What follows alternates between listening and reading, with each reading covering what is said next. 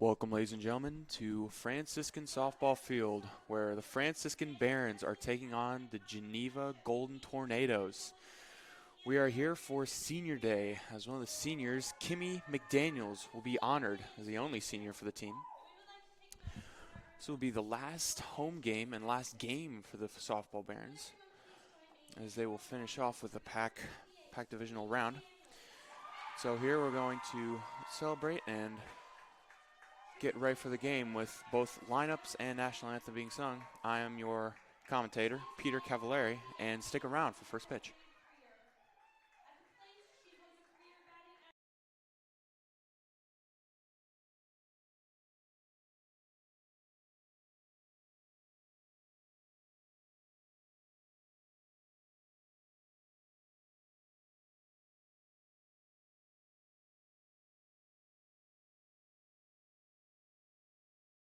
In her freshman season, she burst on the scene by being named PIC Player of the Year. Hopefully, she will earn several more accolades after the conclusion of the 2025 season. Her favorite softball memories were our spring break trips to Myrtle Beach, spending time with the girls, playing ball, and making memories on and off the field. McDaniels is on pace to graduate this spring with a degree in biology with a concentration in pre-health. Upon graduation, she will take some time to discern religious life. Would everyone please join me in another round of applause for Kimmy McDaniels?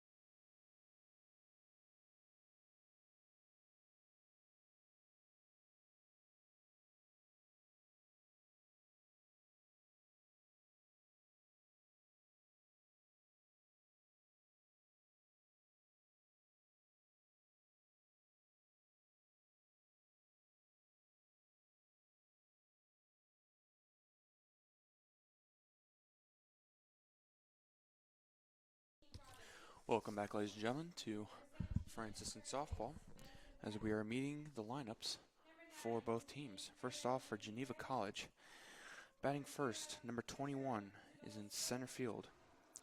Batting second, number 11 at left field. Batting third, number 3 at short. Batting four, number 22 at first. Batting fifth, number 88 in right field. Batting sixth, number 17 at third base. Batting seventh, number 9, designated player. Batting eighth, number 0, behind the plate. Batting ninth, number 2 at second base. And in the flex position at number 10, we have the pitcher. And now for your Franciscan Barons. Batting leadoff, number 3, Janie Winner, over in left field. Batting 2, batting second, number 15, Elizabeth Maxwell at first. Batting third, number 28, the senior, Kimmy McDaniels on the mound. Batting fourth, number 33, Haley Cook at third. Batting fifth, number 4, Emma Davis in center field. Batting sixth, number 24, Emma Clow at shortstop. Second base. Batting seventh, number 7, Abigail Savage, who's going to be at shortstop today. Batting eighth, number 11, Madison Cozares, behind the dish. Batting ninth, number 42, as a designated player, Olivia Linden. And in the flex position, number 5, Kira Collins in right field. As we begin here today, obviously just saw the senior honorings of Kimmy McDaniels, holding a couple school records, both for doubles and home runs, I believe. Also won PAC Player of the Year award, which is very prestigious, especially with a lot of the high competitive teams this year, like W&J and Geneva and Westminster and stuff like that. Impressive that Kimmy was able to come out on top over all those. Been just a really phenomenal overall player and leader as a senior on this team. Been used in multiple positions behind the plate, on the dish, at first, over at short, playing third. Even maybe seen a spot or two over at second base. So just really great player to lead all these girls around the diamond and have fun, because that's exactly what softball is meant to be. So as the umpires and coaches get ready here,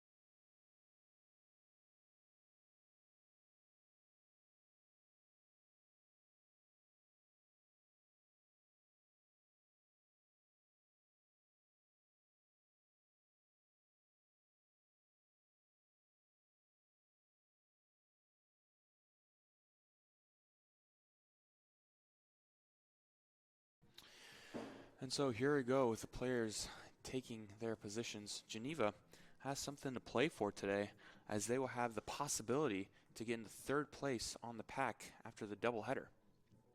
So definitely watch as these two teams get ready to battle it out here on the diamond, as Kimmy McDaniels leads Franciscan softball in a couple of pitching categories. First, with the lowest ERA on the team, 6.9.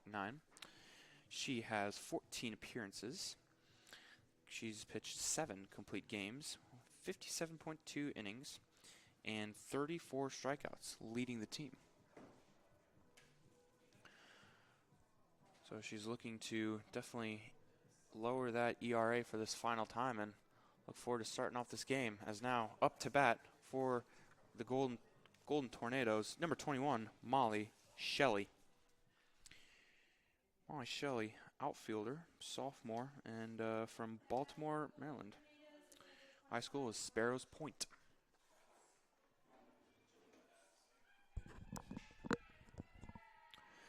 So here he goes. McDaniels, wind up in the pitch. That ball's going to be fouled off to the right side, 0-1.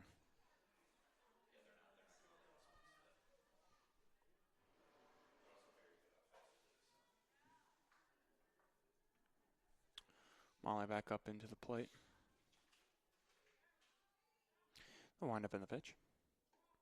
Just a little high. McDaniels' focal point is going to be keeping that ball low, making sure that even when or if the players are able to get a hold of it, it's on the ground. This one's going to be popped way up over to second base.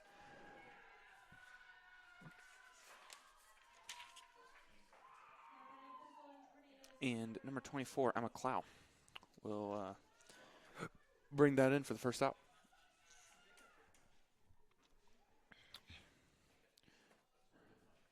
Now up to bat for the Golden Tornadoes, number 11, Peyton James.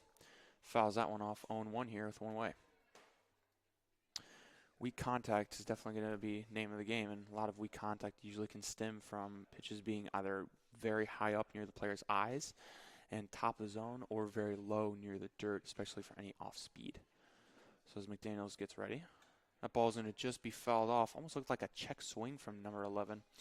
Have to wonder if there's a little bit of movement on that pitch. So here comes a count now to 0-2.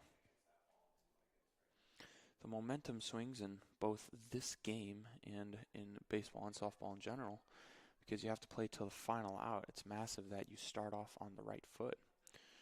And so getting out of an inning, getting out top of the inning with no runs allowed, be paramount. That's going to be a grounder over third. Wraps it up, throws over first. Oh, just over the glove into the right field. Kira Collins will be back there. Throw the ball in. That will unfortunately have to be the first error for Franciscan.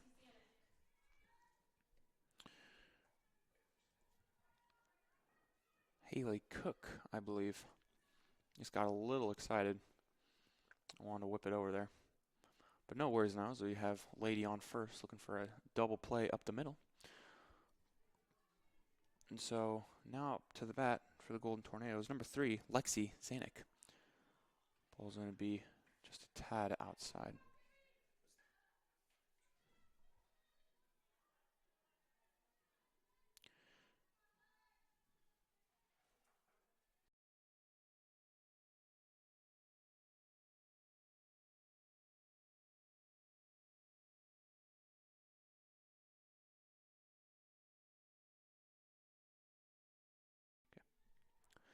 Here's counting out 1-1.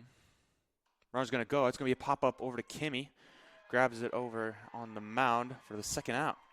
Runner stays over at first. So now 2 gone as number 22, Julia Hart, infielder for the Golden Tornadoes, steps up to bat. Julia is a grad student from Prospect, PA. High school is Slippery Rock. She's definitely spent some time in the league and understands all the whims of this game. That's going to be a grounder back over to third. He's going to throw it out, and she's going to have the redemptive play over there at first. We're going to come away with this inning with 0 runs as we head to the bottom of the first. Stick with us.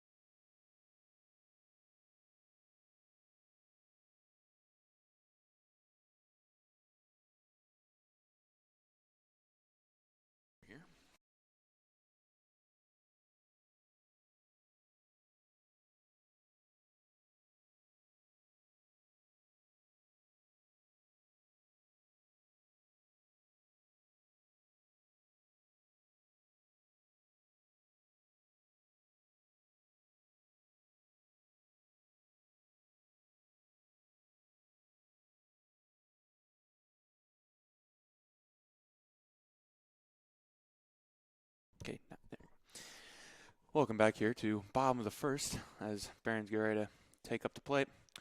Number 3, our leadoff, Janie Winner.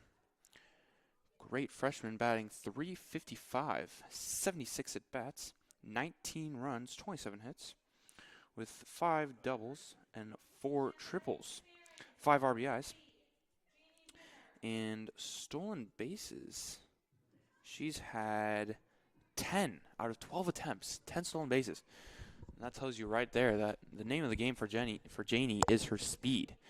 She loves to take advantage of how quick she's able to move on these base paths. And when you look at her swing, it's kind of like, if any of you baseball nerds out there, like Ichiro Suzuki, Hall of Famer for Seattle Mariners. He kind of stepped into it and didn't leave a lot of weight on his back foot.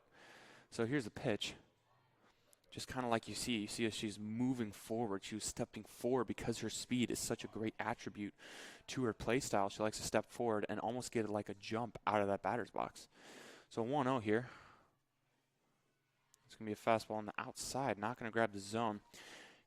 Janie looking to throw down a bunt as both corners and infield are in, but second and short, definitely back a little bit more. So here's the pitch, 2-0 count. That's going to be, again, ball away. Looks like it's getting close to the plate. Might be a tight strike zone, or maybe just missed this in the spot. Not exactly sure.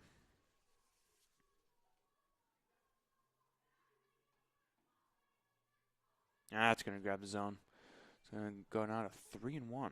On the mound, Mackenzie Rapp, Jr. from Irwin, PA. Oh, smoke down the line. Right over into left field. Here comes Janie. She's going to stop at first, but great reaction time. She was able to get it past that third baseman who was scooched in. So now up to bat for Franciscan, number 15, Maxwell Elizabeth. Elizabeth Maxwell. An opportunity to add on to her 11 RBI count. She's able to put this ball into anywhere in the outfield. She could definitely get Janie home. That's going to be a bunt attempt. It's going to get past the catcher. Janie will slide in, possibly looking to steal 3. She's going to go for 3. Oh, she's going to get caught in a pickle. Here she goes, back over to second. She's quick enough that she might be able to get out of here. Oh, she's going to go back. Doesn't look like anyone's really ready. Oh, she's going to trip and get tagged out by number 2, Kira. Good idea. Just didn't know if she wanted to commit to third. She understood to stay up. If someone, had told her not to slide in a second, she could have absolutely reached it, but just a little aggressive on the base pass. So now it'll be 1 out on 1-0 on Elizabeth. Again, Barons are not scared to be aggressive on the base paths when given the chance, especially utilizing Janie's speed. No surprise. Just unfortunate with the outcome. So Mackenzie now with 1 out and no one on base. Lines up for the pitch. Great pitch inside. Looked like it was going to be a strike there. Apparently didn't catch either the inside or low part of the zone. So now we're going to move to 2-0. That ball's going to be grounded over to third, past third, over to shortstop. Shortstop's going to throw it first. Still makes the play. 2 gone. As number 3 with a heads up, Lexi. She was able to field it after a caught past the third baseman. And now stepping up to the plate, the big senior, number 28, Kimmy McDaniels. Going to be looking for a massive bomb out of Kimmy. For the past couple games now, especially at home, she's hit the ball either to the warning track or last game she actually hit it off the yellow part of the fence. That literally fell back into territory. So hopefully now at senior day we'll give her a little bit of boost in power, almost a +1 attribute, if you will. That ball's going to be popped way up over to third. Off the glove and over to second is going to be Kimmy. Starting off with, well, I'm going to say a double. Looks like a double to me for sure. So it's going to be 2 gone now. Up to the plate, number 33, Haley Cook. Looking for an RBI attempt here and to put the Barons on the board.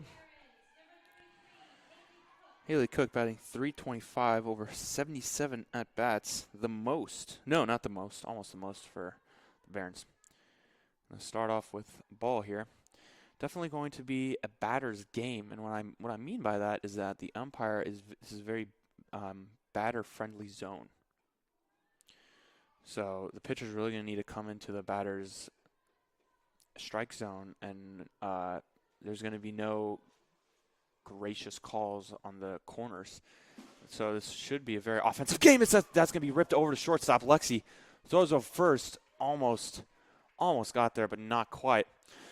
So after that fortuitous double by Kimmy McDaniels, we'll now head to top of the second. Stay with us.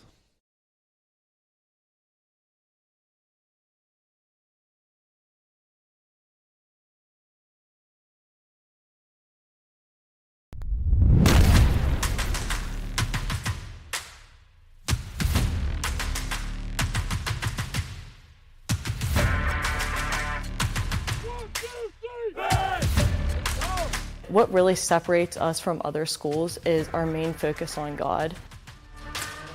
We are implementing virtues in our athletes. That's our number one job. It's not to win basketball games or whatever your competition is. It's to grow closer to Christ. I found the community here to be very authentic, very genuine, and something that I immediately wanted to be a part of. The program is just getting better and better and better. We want them to be battle tested in the faith. I mean, it is Christ-centered here.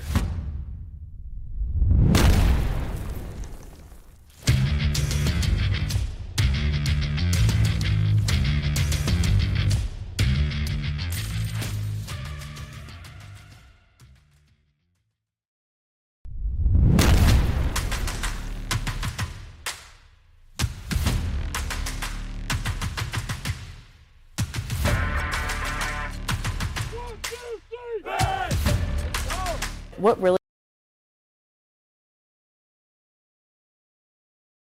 Second, and we're going to lead off by number 88, I believe, Justine Robbins, junior from Fort Myers, crushing it over the center field fence to give the Golden Tornadoes a 1-0 lead here on top of the second. Good thing as the only veteran senior on this team, Kimmy's seen a lot of adversity, so she knows to get back on her feet and not let a one-run deficit affect her. So she's back on the mound now, and here's the offering. Be a little high. So it's going to be a 1-0 count. Here's the pitch. Wow. Close. Number 17 for Geneva, Madison Rapp, the catcher, junior Irwin, PA. I wonder if there's any correlation between her and the pitcher. They're both from Irwin, PA. I believe probably both from the same high school. That ball's going to be popped up. Looks like to be on the top of the dugout. A little clatter. As Kimmy runs back to the circle. Count now is 2-2. Let's see, if I'm Kimmy McDaniels, I believe the best course of action, inside fastball. So here's the pitch. Boom, right in there. Got him. And that will be the first strikeout for Kimmy on today. As now will be one out as up to bat number 9, Megan Gray. Great pitch by Kimmy. Up in the zone, right at the eyes. That ball's going to be smoked over the fence.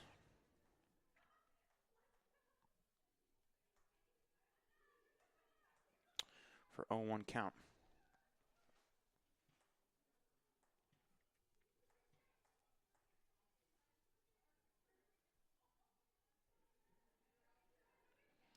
Here comes Kimmy in the windup. Right in there. Oh, not in there. Never mind. Yeah, just like I was talking about, very favorable to the hitters today. Great location by Kimmy, though. So now it's going to be 1-1.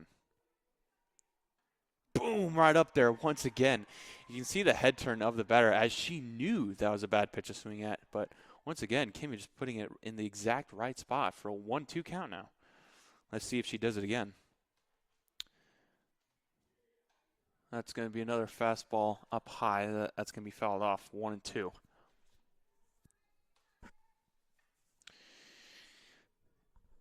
Definitely sees that this batter is a little bit more akin to the high fastball. So she continues to pound that. I would not be surprised. Just elevating the ball higher and higher a little bit every time. See if the batter will chase. Definitely crowding the plate as well. Almost looked like her arm is over the plate. It's going to be a fastball outside. 2-2. Can't be afraid to push the batters back over the box, especially if they're going to be crowding the plate. And that's exactly what you want to see. Fastball high and inside. Made the batter step off a little bit. So now it's going to be 2-2. Let's see where she's going to take her position now. Still over. Kimmy receiving her sign. Good pitch, low and inside, throwing her off the timing of that high fastball. Still 2-2. Great battle between these two as there's been a lot of pitches so far.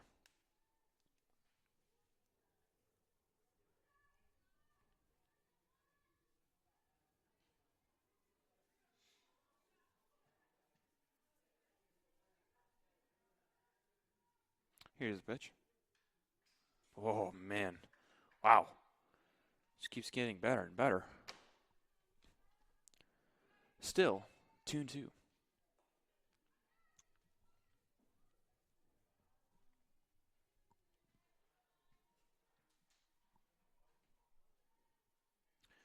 See the sign and the pitch. That's going to be grounded over to third. Throw over to first. That time she's going to get it. 2 outs now. Number 0 steps up to bat. Isabel Skrlak. Catcher as well as an outfielder. Freshman from Monica, PA. High school, Central Valley. The wind up and the pitch. Right in there. That's got to be. Yep, that is. 0-1. Great job to find that smallish strike zone for today.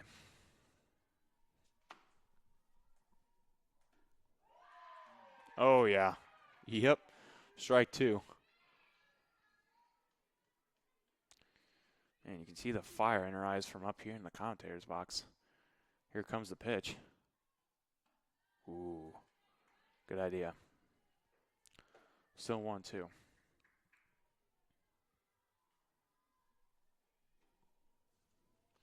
Finding her pitch. Big gap between center and right. Yep, there it is. That was a beautiful pitch. Wow, that ball moved.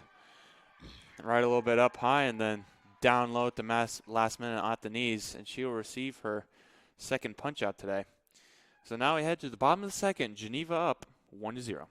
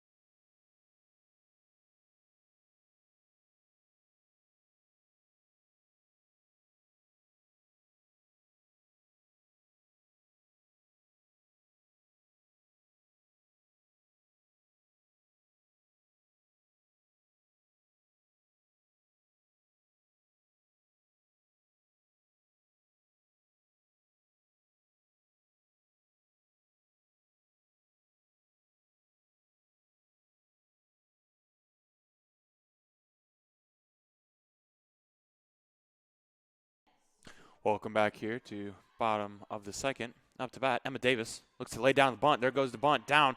Catcher's going to scoop it, throws it. Oh, just out of reach. So that'll be one out. This was a good attempt by Emma. Up next for the Barons, number 24, Emma Clow.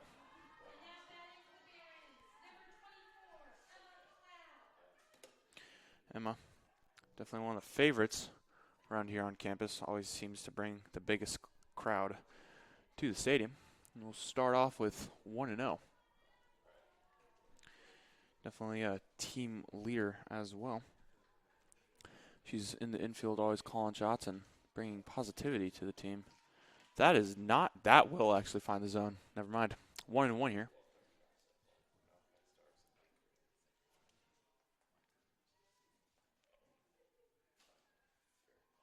And the pitch. That's going to be just fouled off a little bit away. Yeah, she definitely didn't want that to be on the inside. If she did, she was going to start it a little bit earlier. She's definitely more of an outside, middle of the plate batter. I mean, everyone is middle of the plate batter, but you catch my drift. Makes an adjustment in the back box. A pitch, yep, right down the middle. That might float into the right fielder's glove. Unfortunate. 2 away here. As now up to bat, number 7, Abigail Savage. And now batting for the Barons, number 7, Abigail Savage.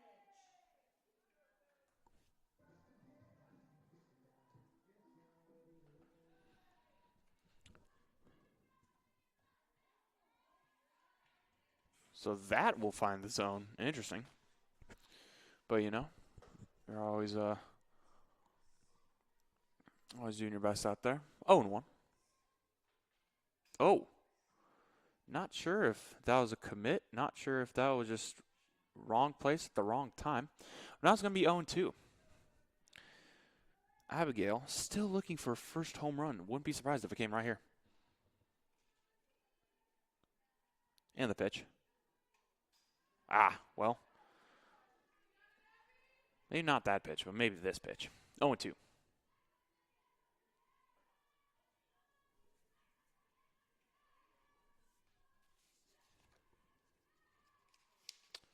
Pitcher, not sure what she just grabbed there and threw to the ground. Anyway, here's a pitch. Gone. Well. Maybe next time. That will retire the side for Franciscan. 3 up, 3 down as Kim McDaniels looks to return to the circle. Stick with us for the top of the third.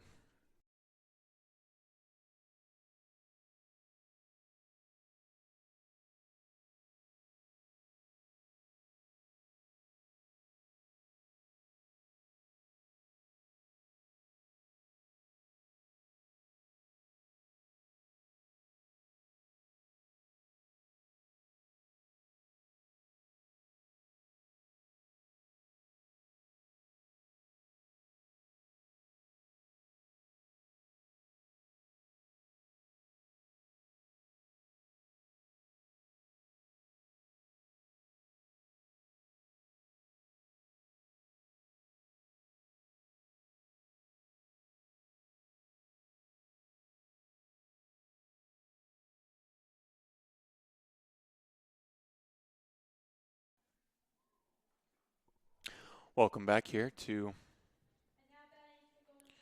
the top of the third. Number 2, Kira Wilcox.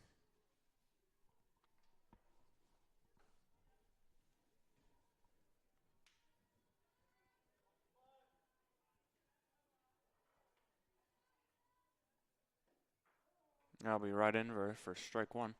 As someone who's played baseball for most of his life, something that I did when I was always on the mound was always spin the ball in my hand, and just like you can see with Kim McDaniels doing it the same exact way. Usually you want to get a feel for the ball, whatever pitch you're going to throw.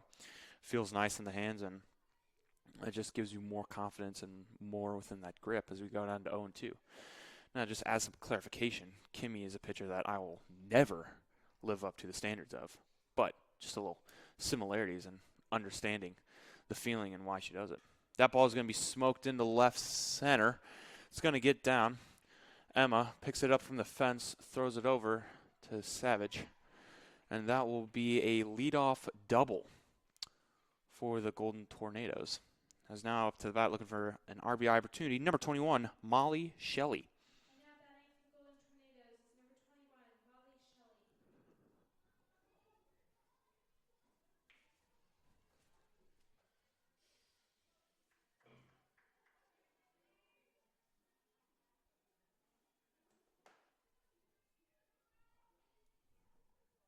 That's going to be grounded over to third. Looks her back over at second. Never mind. She's going to run over to third. She's going to advance the runner. So one gone here with Lady at third, as now up to bat, number 11, Peyton James. Outfielder who's a junior from McKinney, Texas. High school, you believe it or not, McKinney. Here's the pitch. That's going to be just left of the left field line.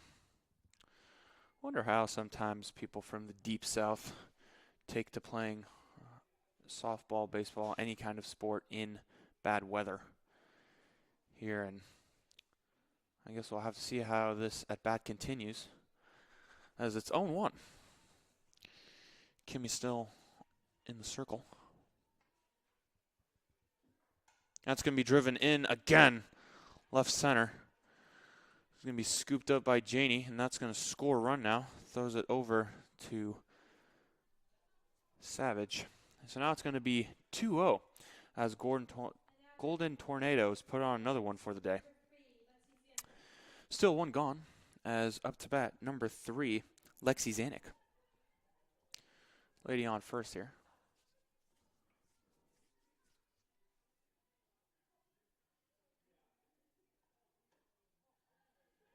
Good idea. Pitch outside, possibly get a grounder to first and throw over to second for the tag, or any sort of up the middle double play. Finding her pitch. And here's a pitch. Right in there for a strike, 1-1. Great placement, missed outside. Going to return and go outside once again. For it, count here, 1-1 with one gone. Pitch is going to be high. Not going to find it. 2-1 here.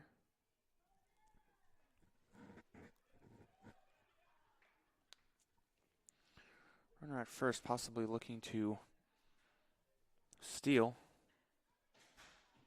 Possibly doesn't have the wheels. If we look at Peyton James' steal attempts, she's currently 4 for 4, so that definitely does not do it that often. Now she'll go. And no throwdown.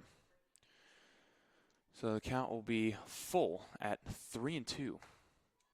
Very paramount for Kimmy to get this out and have it 2 gone and not have another runner score. Here's the pitch. That ball's going to be lofted over to second. Looks like she's going to catch it. Ooh. Good idea to double check with a throw over to first. But great job by number 24, Emma Clow. So now up to bat, number 22, Julia Hart. 2 gone.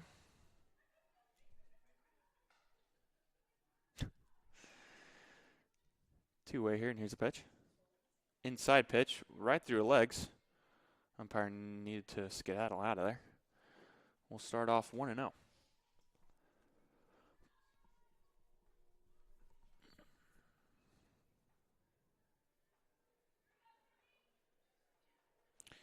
Here's the windup.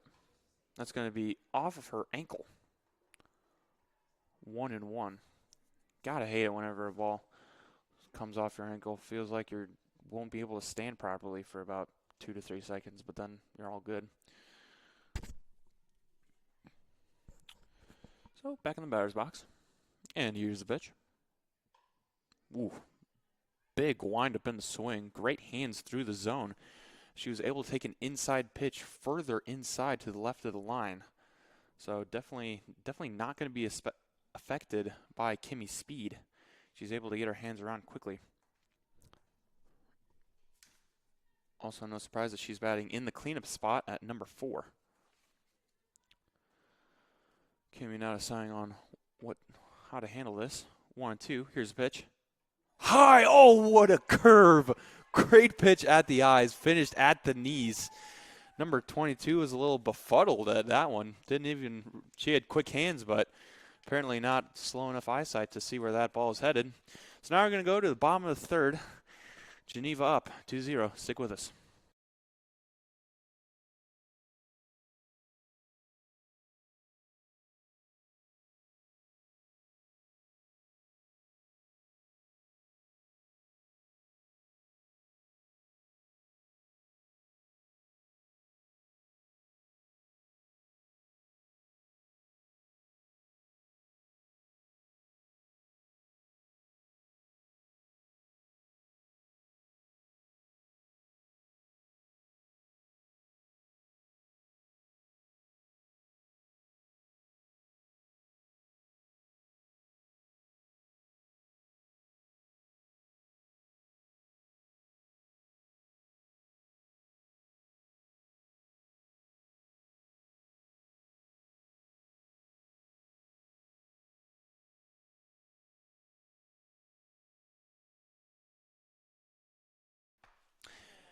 And welcome back here to bottom of the third. Up to bat, number 11, Madison Kozaris.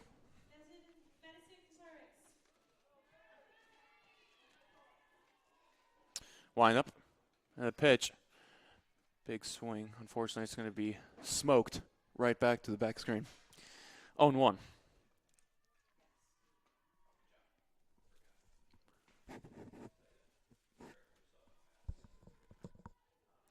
Corner's still playing in, apparently expecting a bunt. That ball will be, wow.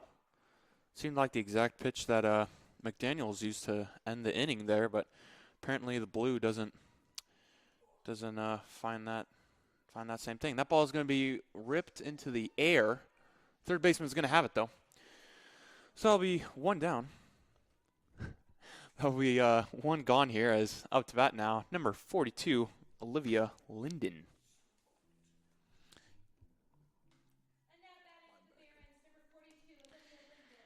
A little game break here. Great pick by the Chicago Bears for Ruben Hypolite II, linebacker. Great pick. For any of you keeping up with the NFL draft, of course. Anyway, that's going to be a foul ball off to the right side for Olivia. 0-1. Olivia, a freshman from Hinckley, Ohio. Previous school was Highland. This is going to be inside. Ooh, just got the corner of the plate. Apparently Olivia didn't find that too appetizing, as she needed to back off a little bit. But definitely has had some confidence as a freshman being put in this lineup. That ball is going to be fouled straight back. Almost looked like it was going to hit the window out here in front of us. Now it's going to be 0-2, as it's definitely protect the plate. Especially if you're able to protect and get on base. With one gone, you'll have the top of the lineup coming right after. So here's the pitch. Oh, just outside, but it's going to be dropped third over to first. And that will be 2 outs. Now, for any of you clarification, actually as a ball player, I didn't realize this myself till later in my career. Dropped third doesn't mean it has anything to do with third base. It's actually akin to the fact that drop third is drop third strike. So when the third strike is dropped by the catcher, the batter has the ability to then run over to first base. And if the ball isn't thrown over to first base and caught or tagged the player out, then the player is safe. Weird rule, but still a rule nonetheless. That ball is going to be just on the outside corner, 1-0, as Janie Winter steps up to bat again.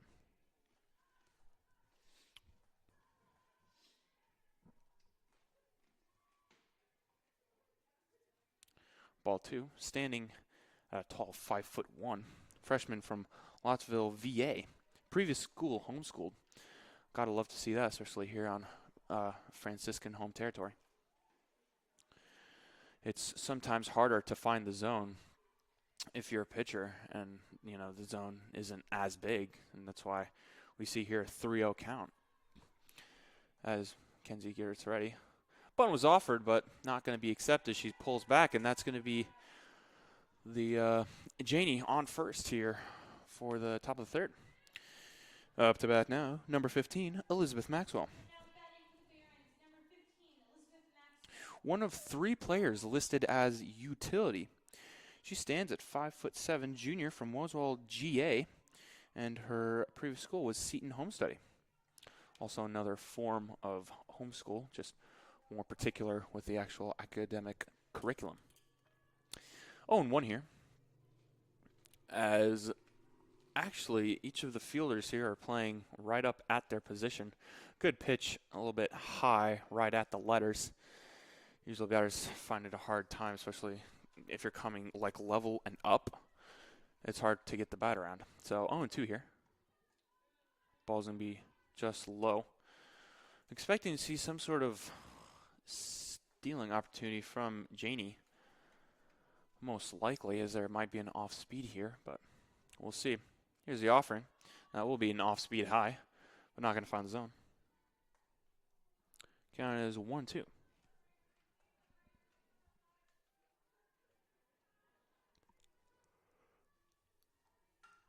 That ball's going to be ripped into left field at the warning track. Not going to find over the fence. Here comes Janie around over to third. Oh. Almost looked like she was trying to do the cha-cha slide instead of an actual slide, but unfortunately she'll have to be thrown out at third. That will bring a close here to the top of the third as we head to bottom of third. Still on the circle, Kimmy McDaniels. Stick around.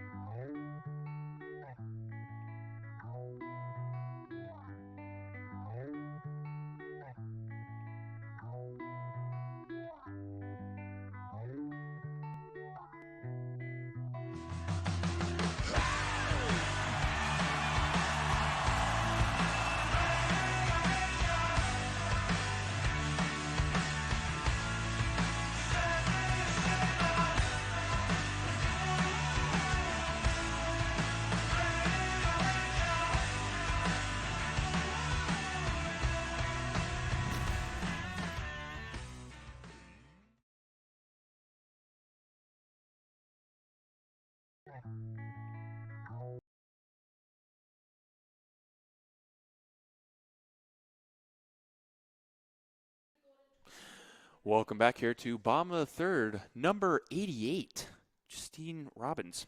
Don't really see a lot of high numbers these days, but Justine decided to beat all that with 88. Guess you can good nicknames usually come out of numbers, and wouldn't be surprised if she's 8s in the dugout. That one will find the zone. 0-1 here. McDaniels has only given up 2 runs so far, but again, spread out through 3 innings. Not that bad. Wonder if she can put up another 0 on the board here. 0-2 as that ball is going to be fouled off.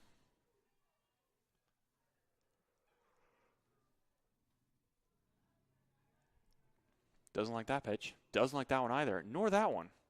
That one. That's a yes. And here's the pitch. Ooh, expected. Batter kind of knew what was coming after 3 shakeoffs. Didn't even realize Kimmy had that many pitches until now. No wonder she's one of the Franciscan aces. So here we go now with 0-2 against Robbins. Robbins comes from Fort Myers, Florida. Went to high school, Cypress Lake. And here's the pitch. That ball is going to be lifted into center, shallow center actually. No, never mind, didn't even get to center. More like got right over second base, and the hometown favorite, number 24, Emma Clow, will take it there for first out of the day. Sorry, not first out of the day, first out of the inning. So now up to bat, number 17, Madison Rapp.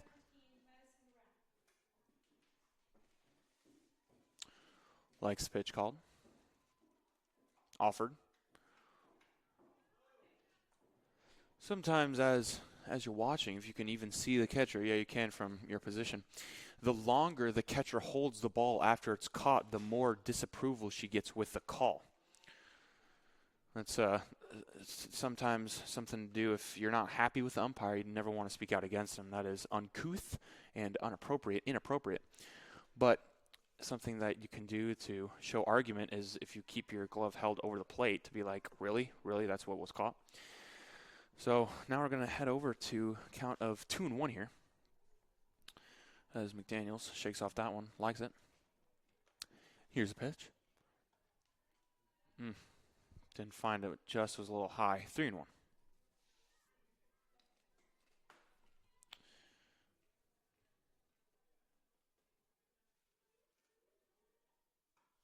On the outside, good pitch, good frame. As she will now take it to a full count, 3-2 with one gone.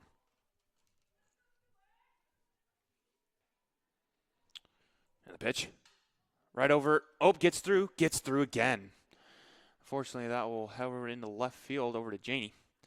That will be one lady on, as she's able to escape that full count. So now up to the bat for the Golden Tornadoes, number 9, Megan Gray from Elizabethtown, PA. In the high school, you wouldn't guess it, Elizabethtown. Here's the pitch.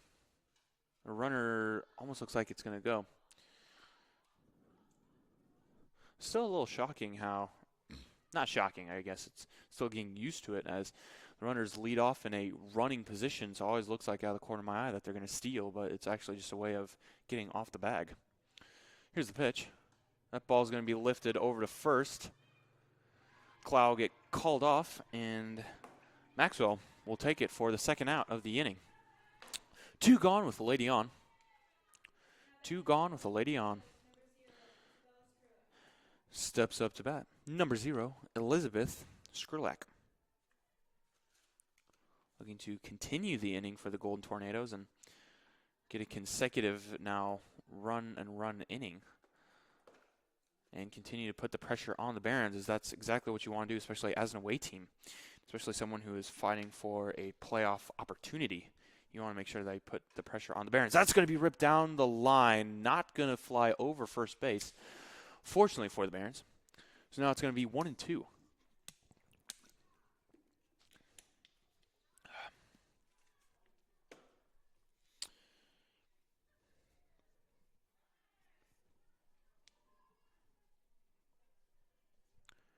Count is here 1-2.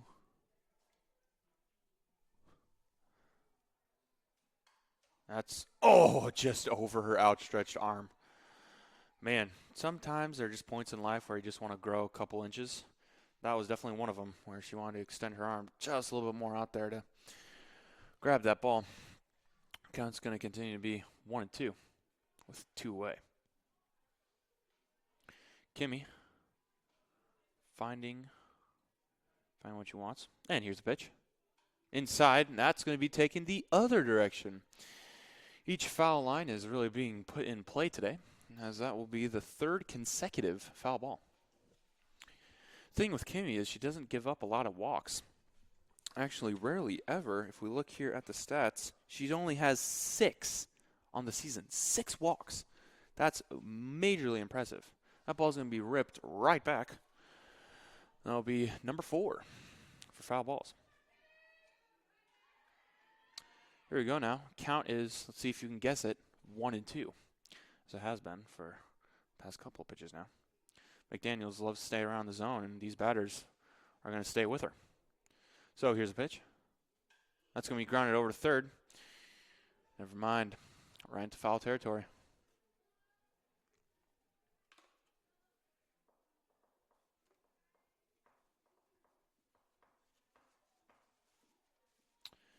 Kimmy likes to beat these batters in the strike zone, not a lot of pitching outside of the zone and making them follow. Except that one, actually. That was a little high and a little outside. 2-2.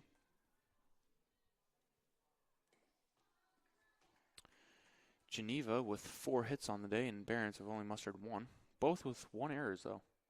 That ball's going to be grounded over to second. Clow able to get there. Tag. Never mind. Ball, so what happened was ball bounced over to Clow. She fielded it and then popped it right back out, almost interfered with the runner at second. She needs to take time for a minute, actually. Looked like she was about to get tagged as she kind of ran off the base for anything, but long story short, it will be 2 errors on the day for the Barons. And ladies now at first and second. Kimmy needing to shut down this inning before it gets any worse with more runs, or if any runs score. Up to bat now, number 2, Kira Wilcox from Marion, Ohio. Good start for Kimmy. She starts out with a strike, 0-1.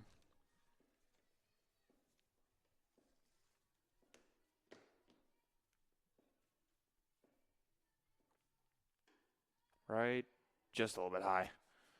Didn't find the strike zone on that. 1-1.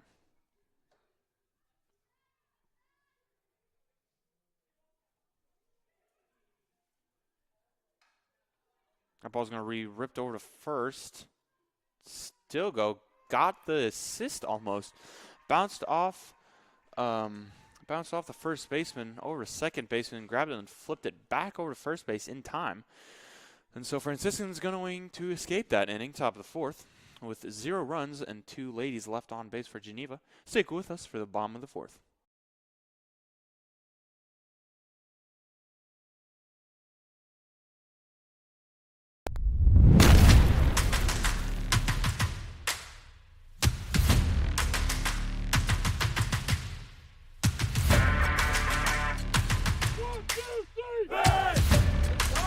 What really separates us from other schools is our main focus on God. We are implementing virtues in our athletes. That's our number one job. It's not to win basketball games or whatever your competition is. It's to grow closer to Christ. I found the community here to be very authentic, very genuine, and something that I immediately wanted to be a part of. The program is just getting better and better and better.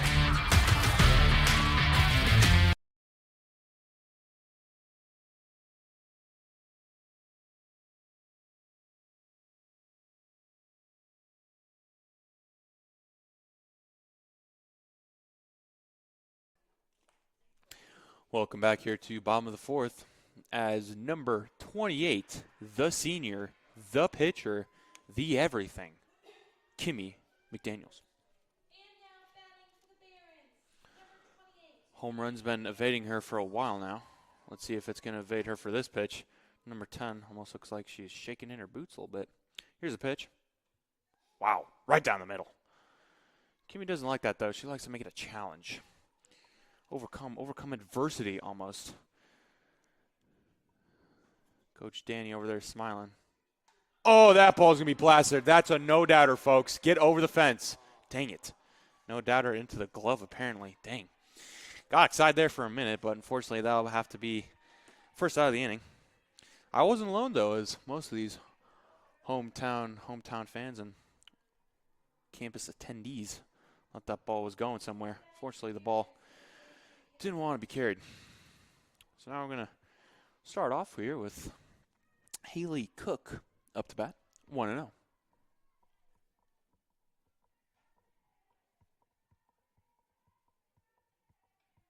That ball is going to just bounce off the catcher's glove, 2-0.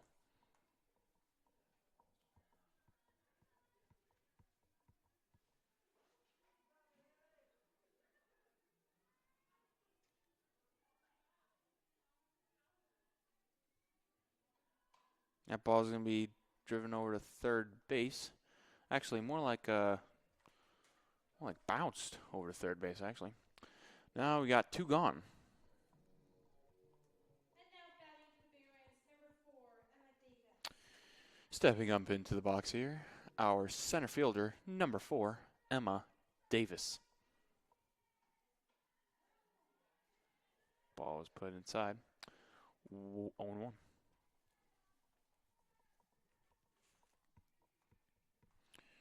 Mackenzie has been really clean so far. No runs earned and only 1 hit allowed through 3 2/3 of an inning here. Count is now 1-1. That ball lifted and out of here. Except out of here as in a foul ball. 1-2.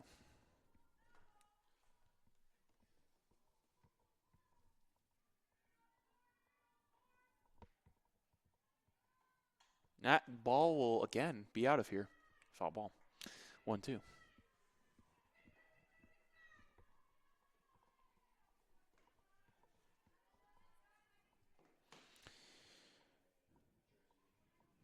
Protecting the plate.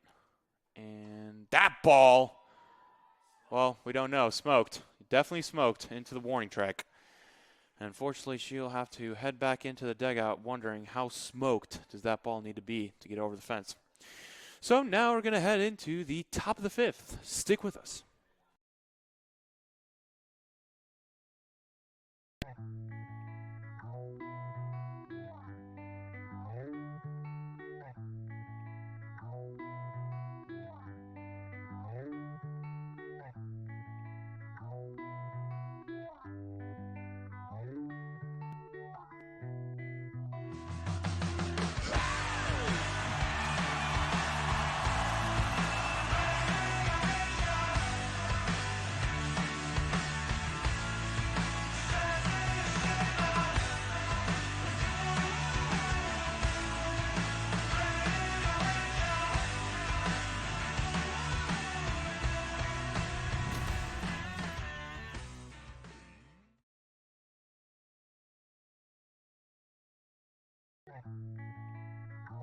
Into top of the fifth, up to bat here, number 21, Molly Shelley.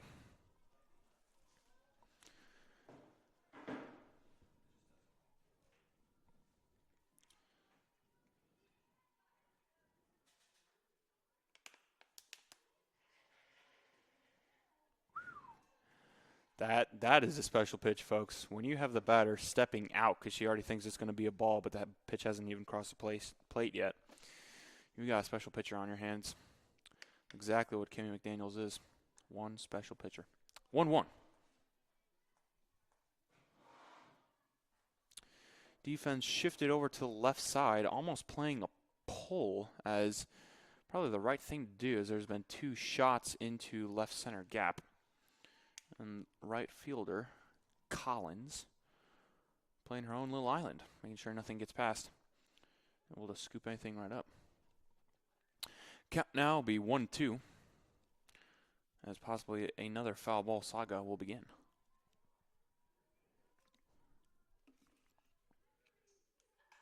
That ball's going to be ripped over to short, fields it cleanly, throws it over to first. Got him! Great play, great reaction. Love what we see out of number 7, Savage, as she saw that ball was ripped hot off the bat, smoked in some cases. And she was able to field that cleanly with a forehand and throw it over to first for the first out. Up to bat now, number 11, which will be Peyton James. One gone here.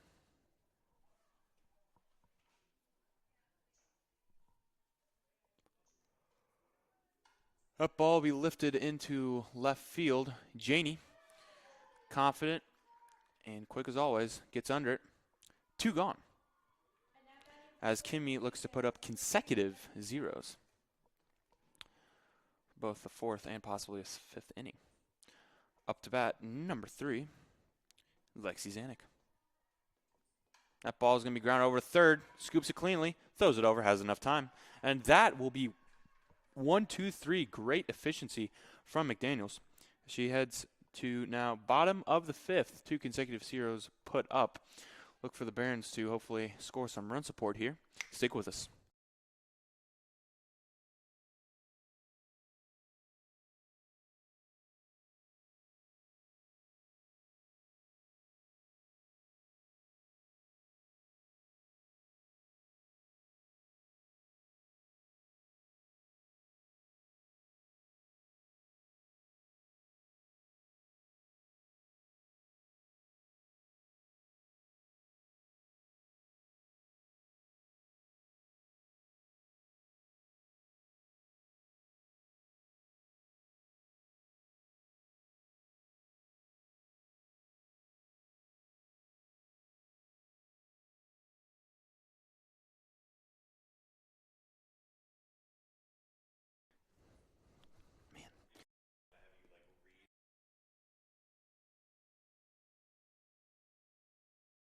As great idea from my boss here. If you have any comments or any feedback for my commentating, please send them over to aspolman.franciscan.edu. And that will be popped up to second baseman, unfortunately, for the first out of the inning. As now up to bat, number 7, Abigail Savage. Made a great play at shortstop last inning. 1 gone here, as the Barons are only down 2, but it feels like a lot more. Ball's going to be thrown outside. 1-0.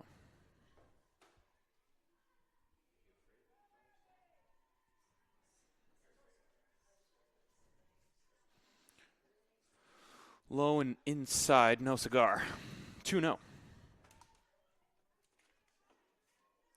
Barons need to find the gap. Up the middle is always a great idea. Or possibly through third base and short. Oh, that looks like it's going to be off her knee. Apparently not going to take her base. Knee was inside the zone. Yep, can't do that. Have to be within the batter's box and not over the plate. So now it's going to be 2-1. And that's going to be another inside pitch, driving the batter a little bit farther away from the box. 2-2.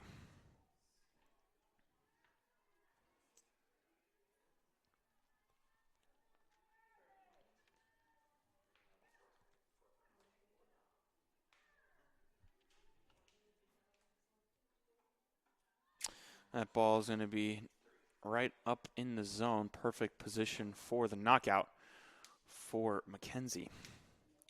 Definitely not sure if it's an intimidation tactic or if it's just part of her repertoire, but sunglasses on a cloudy day with no sun in sight for the pitcher. Definitely an interesting choice, but she's been doing well so far with them on.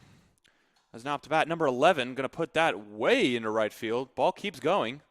And she will not grab it. Number 88 throws it into second. And that will be a stand-up double for 11, Kozaris.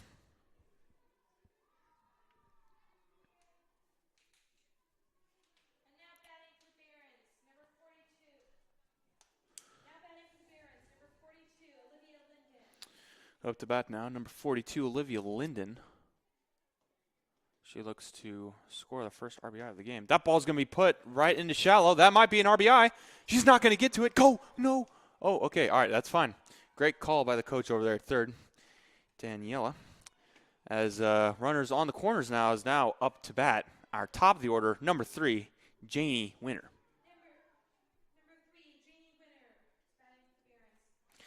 Shout out to all my cohorts up here in the commentators box for announcing, keeping track of the stats, doing the scoreboard, and doing other jobs here and there as well. Great team up here as we bring to you this pack doubleheader as the end of the season. That's going to be a bunt laid down, or should I say a bunt laid up into the air, as that will be foul ball, 0-1. 2 ducks on the pond here as Janie looks to advance and possibly score both. All outfielders are in, so really it's going to be a hard ground ball to get through this defense. That ball's going to be outside, 1-1.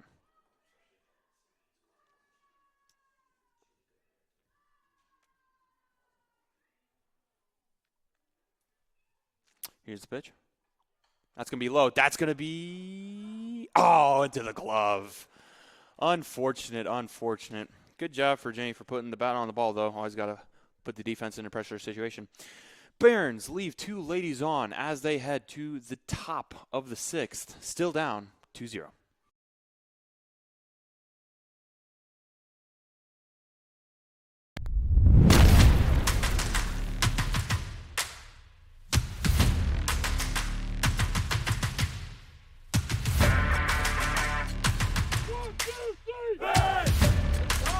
What really separates us from other schools is our main focus on God. We are implementing virtues in our athletes. That's our number one job. It's not to win basketball games or whatever your competition is. It's to grow closer to Christ.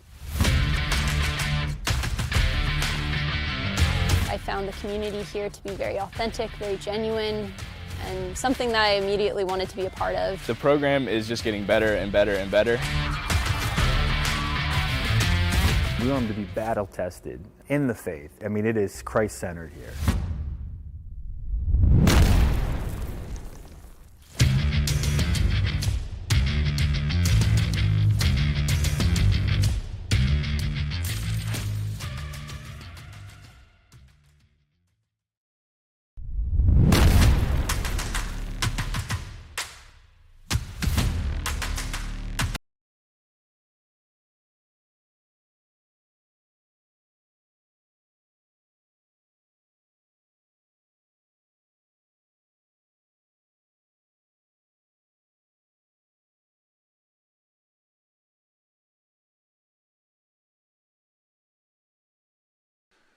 Welcome back here to top of the sixth. Number 22 up to bat, Julia Hart, the graduate. That ball is going to be put into right field. Kira Collins under it for the first out. Great play for Kira as Emma Davis, great teammate as Emmer. Emma Davis, great teammate as ever, running over and giving a high five to Kira. So up to bat now. Number 88. That ball will be sent into the river, probably turn up blue, as this river is notorious for adding ligaments and colors to whatever gets put in it. That's a joke for all of you listening, but our good old Ohio River. Count now will be 0-2 as Kimmy looks out for another strikeout opportunity.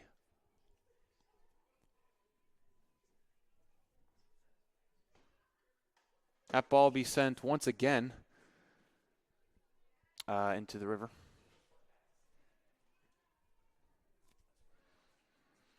Still on 2.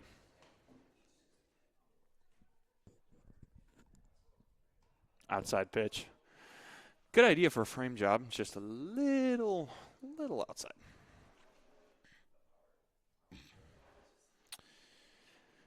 One, 2. Oh, what the reaction time. Holy cow. You cannot get anything past this girl. That will be second out for the inning as McDaniels literally catches what can be equivalent to a snitch for all you Harry Potter nerds out there. Had to be quick and efficient and able to catch that one. That's exactly what she did. So now up to bat for the Golden Tornadoes, number 17, which will be Madison Rapp.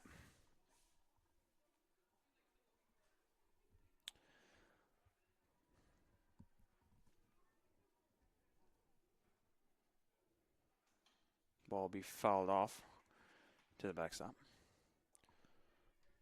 Count is 1-1.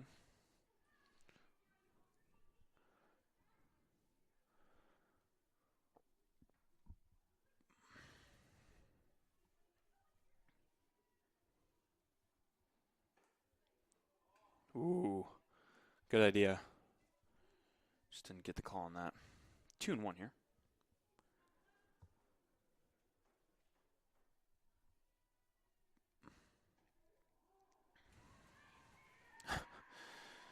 It's always fascinating to see the different calls that umpires have for strikes and balls. This umpire goes with the slower and more drawn out. Yep, once again to the iron wall in the circle. Kimmy McDaniels, 2. Put it out for the third out, and a third consecutive 0 on the board for the Barons on the defense. Hopefully looking to score some runs here. Bottom of the 6th. Stay with us.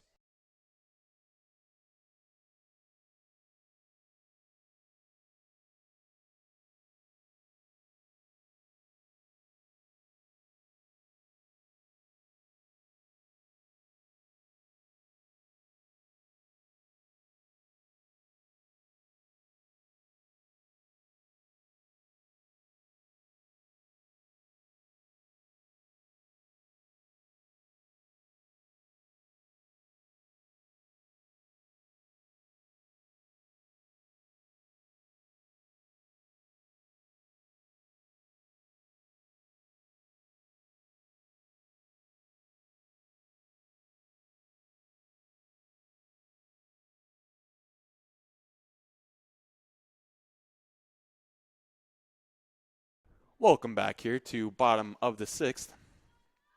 Up to bat number, I don't know at the moment, as that will be put into right field.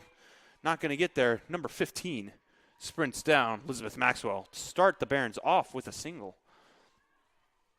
As next up to bat, number 28, Kim McDaniels.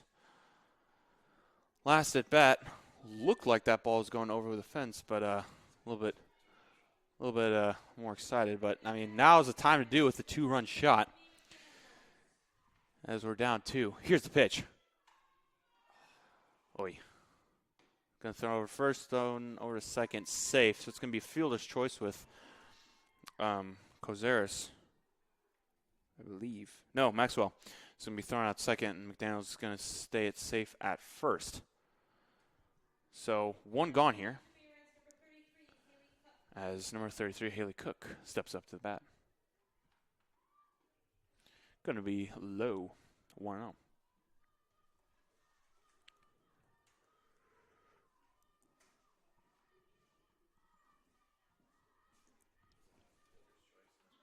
That ball will be grounded over third again. Overthrown into right field. An error on the fielder's choice. So now there are 2 ladies aboard as up to the bat steps Emma Davis.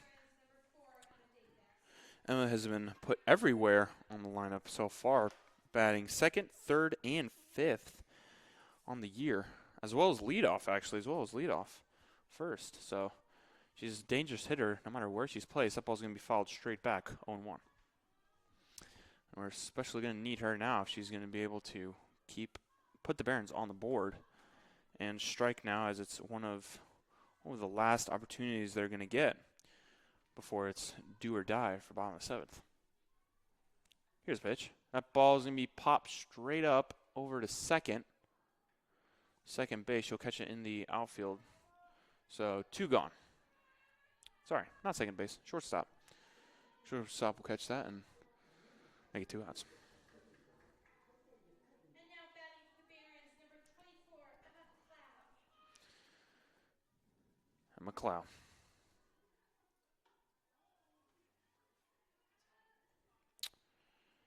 As I was talking about before, umpires and their ways of calling balls and strikes, some of them like to say a variation of ball, but actually mean it as a strike, which can be confusing to some of the audio listeners. But we're going to settle in now at 0-2 as Clow looks to get some footing. Hopefully get some footing enough to drive this ball out of here. The pitch. Oh, low and away. She's going to barely foul that. Still 0-2.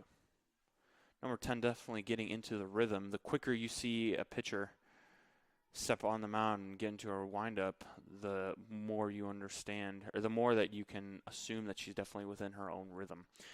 Naturally, a lot of pitchers don't have a very quick rhythm. It's more something that they do when they're on fire. That ball's going to be popped up. Whoa, over the... Oh, that's got to be some sort of interference. Nope, apparently not. She's going to help her up, though. Yikes. Big collision there. And thank goodness everyone's okay. But, Emma Clow needs to assert that she has the baseline. She does. Absolutely, as a player. Anyway, going to head now to top of the 7th. Barons still trailing 0-2. Stick with us.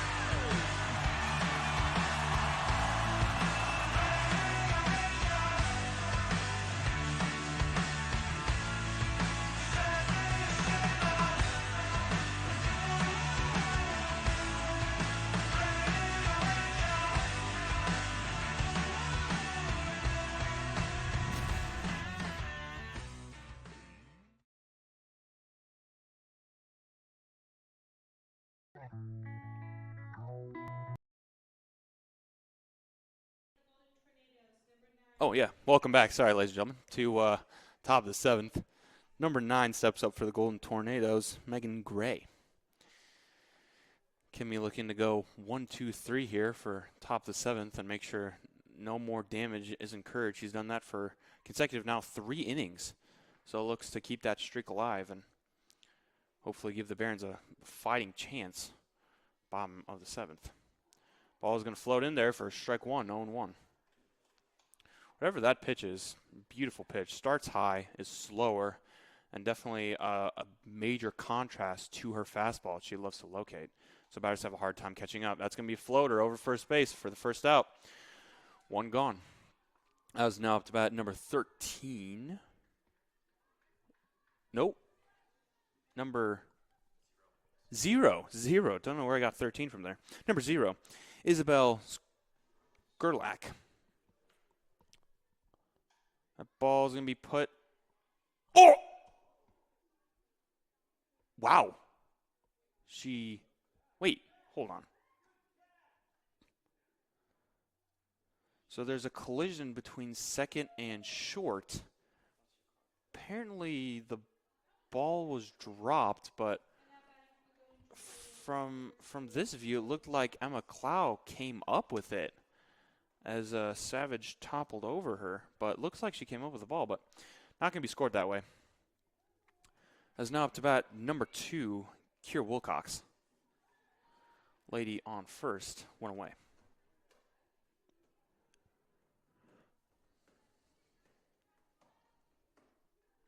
Bunt shown, bunt given.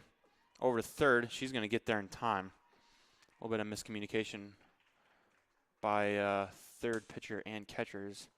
Didn't know exactly where to go, but still executed the play well enough to make it close. So, 1 gone. Ladies on first and second. As we head now to the top of the order, number 21, Molly Shelley.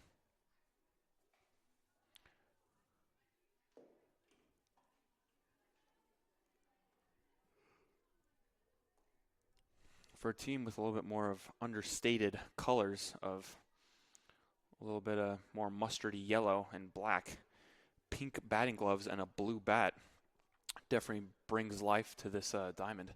As that ball will be popped up over to short, Savage will grab that almost in a Willie Mays kind of turnaround, but still able to get under it. 2 gone now.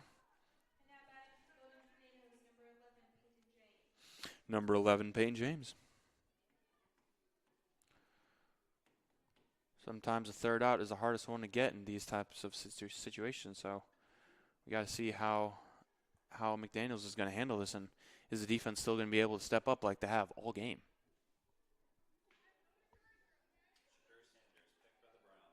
One and 0.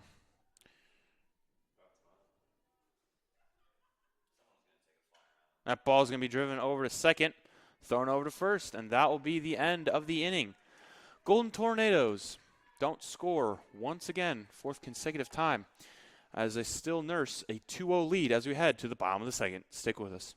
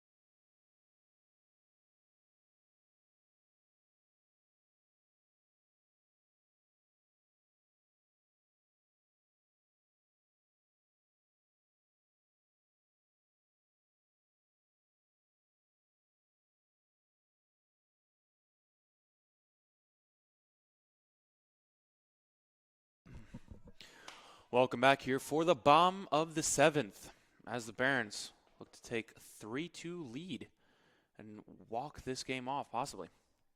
As we're going to start off with number 7, Abigail Savage. Ball's going to be fouled off. Great movement from Mackenzie. She's been solid all game, only giving up 4 hits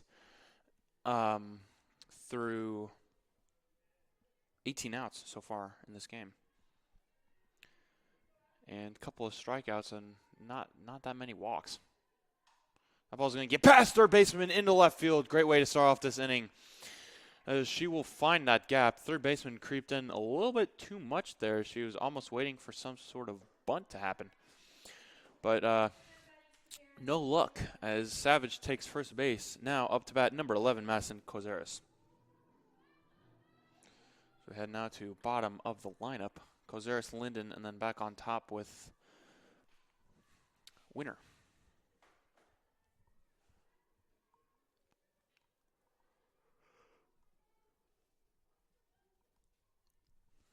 Up to, 0-1.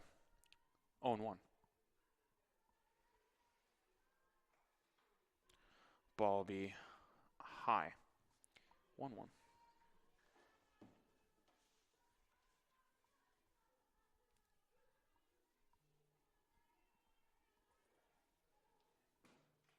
That ball just be off the tip of the bat.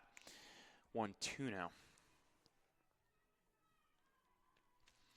Outfield playing a little bit more back. Definitely room in left field, it looks like, as left fielder's playing more into center. And right fielder is playing a little bit more near the line. That ball is going to be right in there for a strikeout. Didn't like the look of that from Kozaris, but now up to bat number 42, Olivia Linden. As she looks to possibly move over.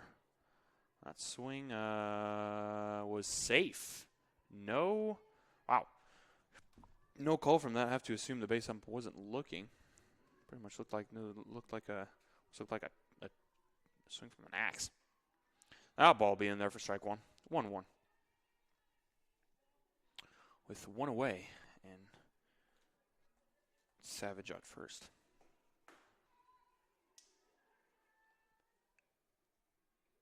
That ball is going to get right past. She's going to try for second. Oh, she's not going to get there. The ball was not going to get there. Bounced off of the shortstop's glove. And good read by Savage as she was able to now swipe that bag, bringing her steal count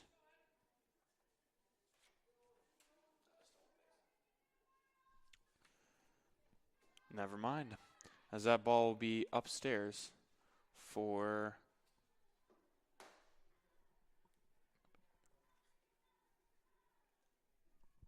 three and 1. That ball will be fouled off. Count is now full, 3-2.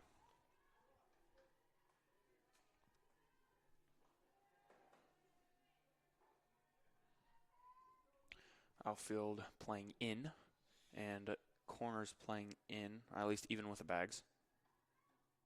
That ball will be low. Oh, but it's going to be low enough, apparently.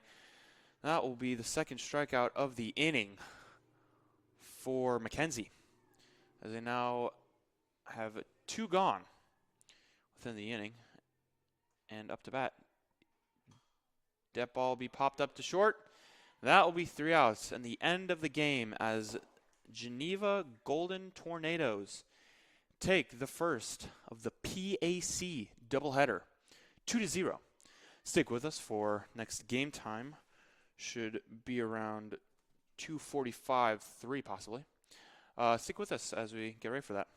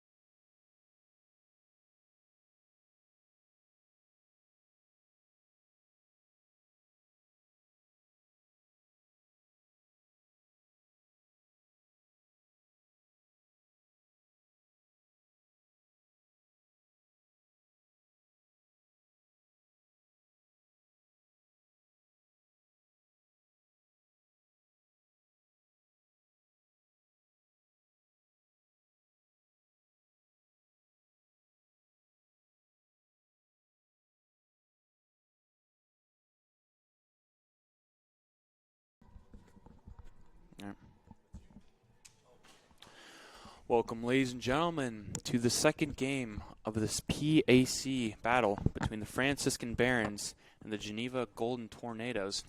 We have a special guest for today, as with me is Kimberly McDaniel's father, Joe McDaniels. Introduce yourself a little bit, Joe. Yeah. Hi, Peter. Thanks for having me.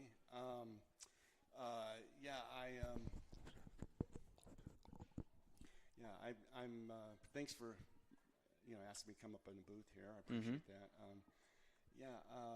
I've been around softball for a long time. I coached youth baseball for 15 years, and then we had Kim, and we brought her up with baseballs, and we worked into softballs. Yeah, right, exactly. It's definitely a pleasure having you here. I mean, Kimmy has been such a leader on this team, and from my short time announcing and watching the softball team, just the way that she's able to really take control of the game from whatever position, whether that be third, short, behind the plate, on the mound, is really impressive. And so I want to ask you a little bit about how much involvement you've really seen her and all of the developments that she's had through, especially like high school and some of the travel ball experience. Okay. Yeah. The high school ball and travel ball, was real easy for her.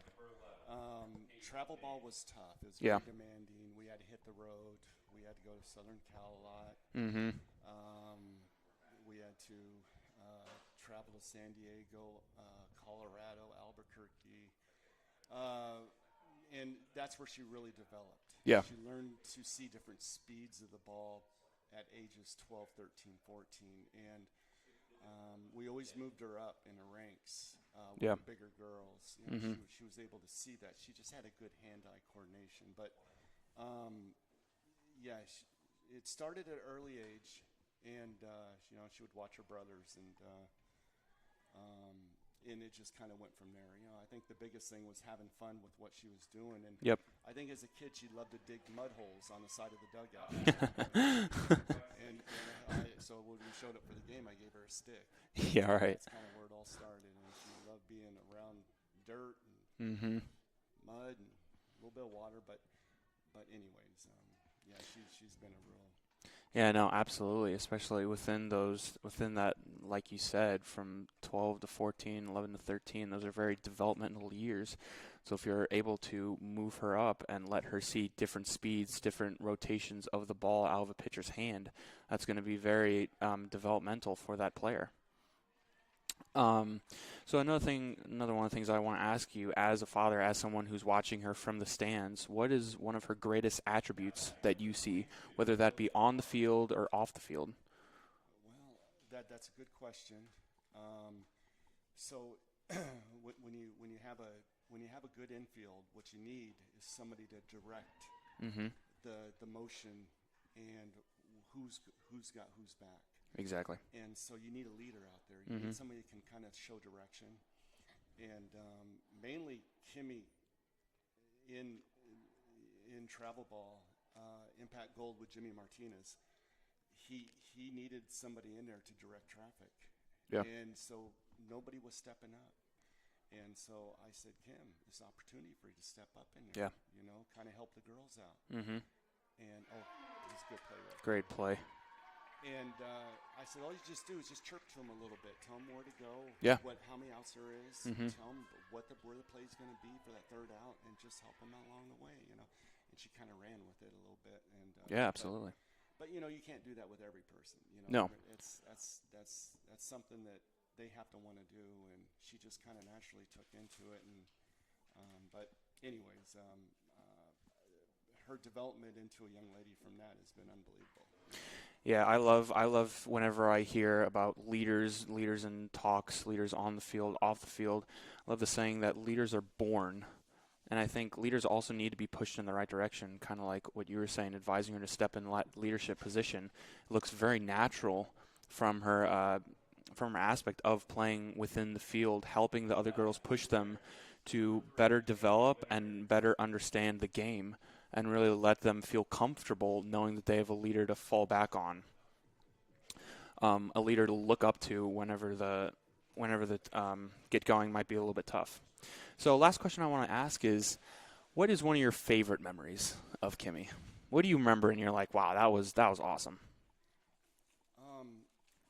Boy, she played Little League. Mm-hmm.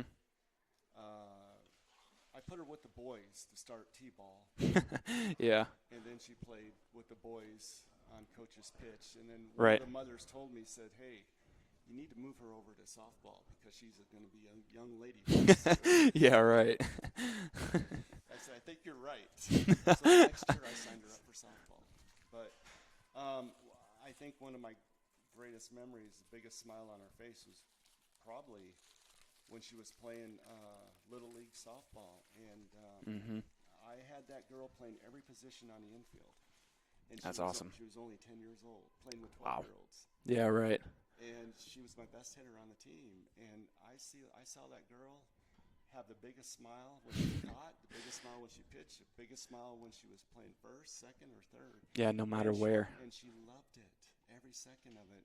And after the game, I think the biggest thing wasn't the game. It was after the game, I would hit pop flies to her after the game was over. Wow. I would say, okay, go right field. You're going to shag. Go. Mm-hmm. Here comes the ball. And I'd smash it out there. Okay, go center field. You got to go shag. Let's go left field. You got to go shag. Yeah. Those were the best memories right there. Yeah, absolutely. I think some of the best memories, I myself was a ball player all the way up until college, and I loved whenever the opportunity came where me and my dad could just play catch, where it's not official, you're not, playing a game, you don't have a job on the field, but when it's really a connection between me and my father, me and my brother, whoever it may be, but really just working and enjoying what you're doing with the person that you're doing it with. And so I have no doubt that Kimmy also loves those moments and, treasures them a lot. So, yeah, I appreciate you coming up here and telling us all about it. So now here, as we dive into bottom of the first, Geneva's up 1-0 over the Barons. Up to the plate now, number 15, Elizabeth Maxwell. Count is 0-2.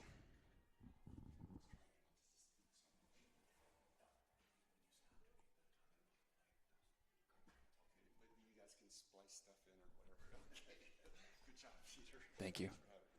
Always. Count now is going to head over to 1-2.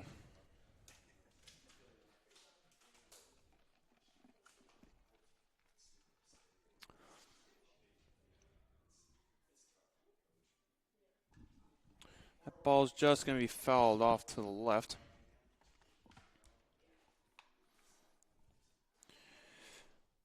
As the count remains 1-2.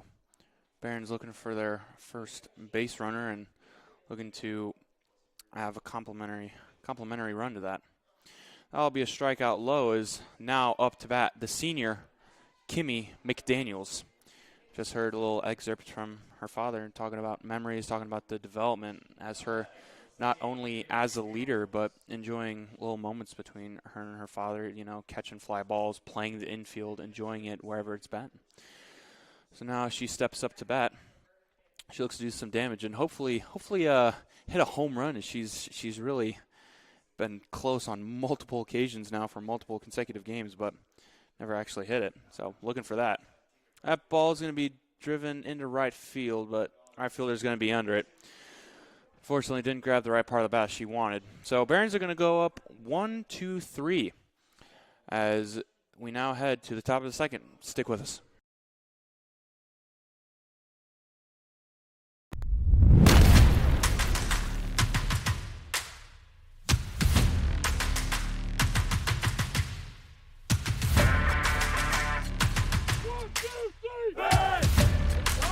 What really separates us from other schools is our main focus on God.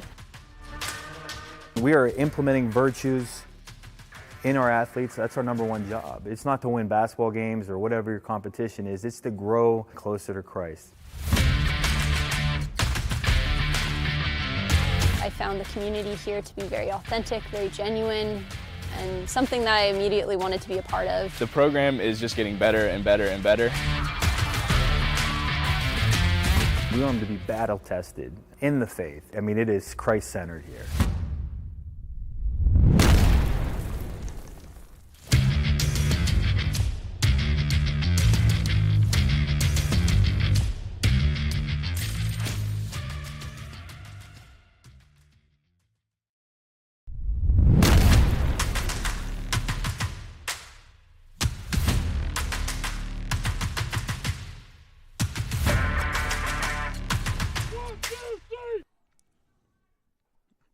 Welcome back here to top of the second. Now joining me is as co-commentator Aaron Spolman. Welcome. I appreciate it, Peter. Glad to join you here, game 2. Hopefully I can follow up the great Joe McDaniels. Yeah, I love to hear everything he had to talk about, especially connection between him and his daughter and everything that he's seen, especially from a coaching perspective as well as a father. Seeing it on and off the diamond has definitely been paramount to her success. Oh. That ball is going to be ripped just left of the line. Foul ball. Count as 1-1. I was hoping we were going to get a play or get a deep crush, and you get to get his opinion on the word smoked. Yeah, I think using the word smoked is very akin to some of these pitches, because, I mean, with the pitchers being so close and the velocity coming in at a higher rate, I think the exit velo of the ball off the bat is, definitely akin to something being smoked. Now we're going to have a walk here as Haley is not able to find the zone against 88. Now up to bat, number 17, Madison Rapp.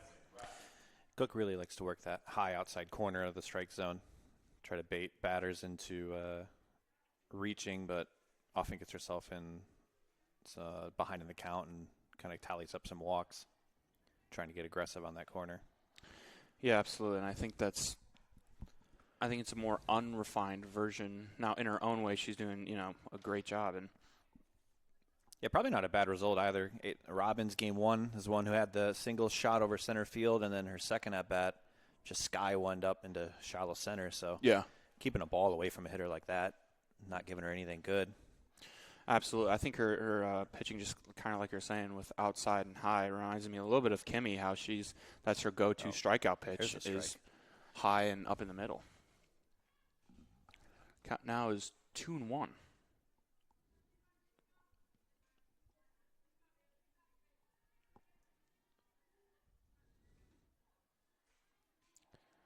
Just a little bit low on that one. 3-1 now. Hopefully no consecutive walks. That usually doesn't spell a lot of a good fortune for the inning, but hopefully she can get herself out of this one.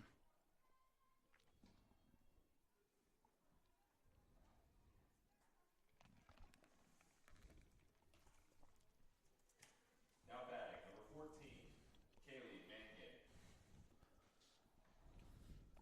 Mangan. Rapp is walked there, so we got runners on first and second now. Up to bat number 14, Kylie Mangan.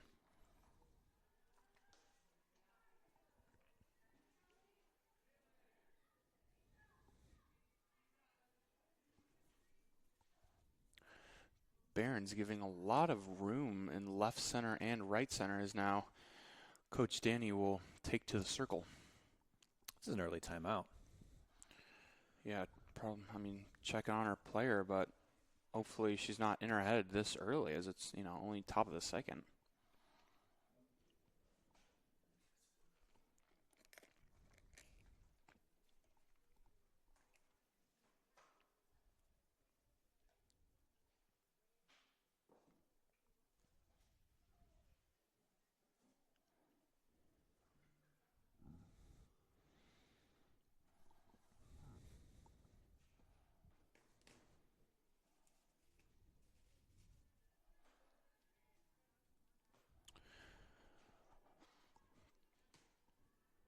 All right, that short visit's over. Hopefully Coach has her pitcher in her right state of mind. Cook's had some great innings throughout the year, and she's vastly improved, which is what you love to see from a freshman pitcher. So maybe Coach just trying to keep her head in it, keep her from getting down. Absolutely. Confidence from the coach is one of the most important things for players. If you see that the leader of the team, the coach, has confidence, you yourself can only be imbued with a little bit of confidence as well, especially as you have been put on the mound by her. You've been written into the lineup by Coach. So if she has confidence in you, you have nothing to lose by having confidence in yourself. Right down the middle. I'm sorry, what? Right down the middle, strike 2. We'll be on the outside corner. I'm going to be real with you here. I don't know about that one being over the middle, but hey, we'll take it 2-2. Just fouled away into the dugout.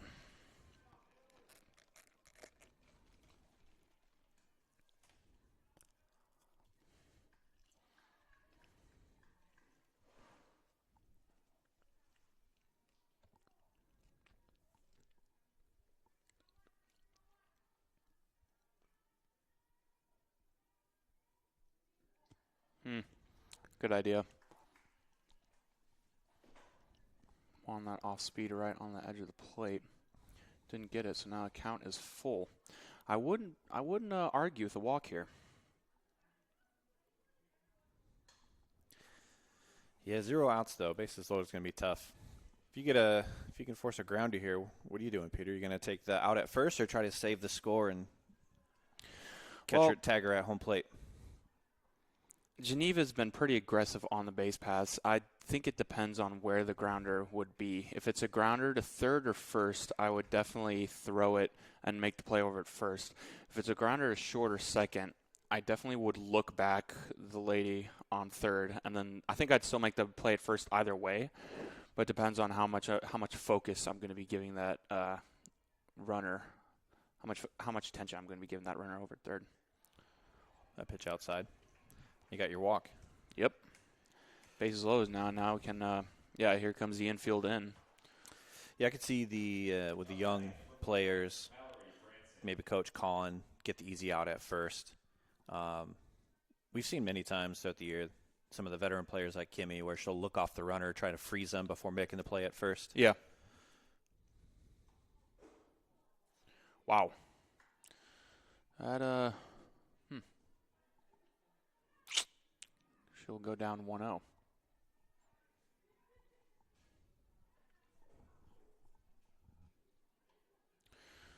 Oh. What do you do in this situation with your outfielders? You bringing them in? You keeping them back? I want to keep them back. Geneva has the second best offense in the PAC. They've already, game 1, put 4 or 5 balls into the warning track or the fence, so you don't want to get caught in a position where the ball gets over your head. Minnesot's up to bat, number 4. Wasn't in the last lineup, though. It is Mallory Bronson. She's a sophomore from Pittsburgh. Went to Obama Academy. I'll get you her numbers right now, but I don't think she's that hard of a hitter. Let's see. 241, only 29 at bats, 7 hits, and 1 double. I think in this situation I might bring the outfield in. That ball's going to be ripped over to Kira, who fields it cleanly, going to throw it in. Runners from second and third will advance, while runner on first will stay where it is. This ball game is now 2 runs, as it is 2-0, Golden Tornadoes. Now batting, number 2, Kira Wilcox.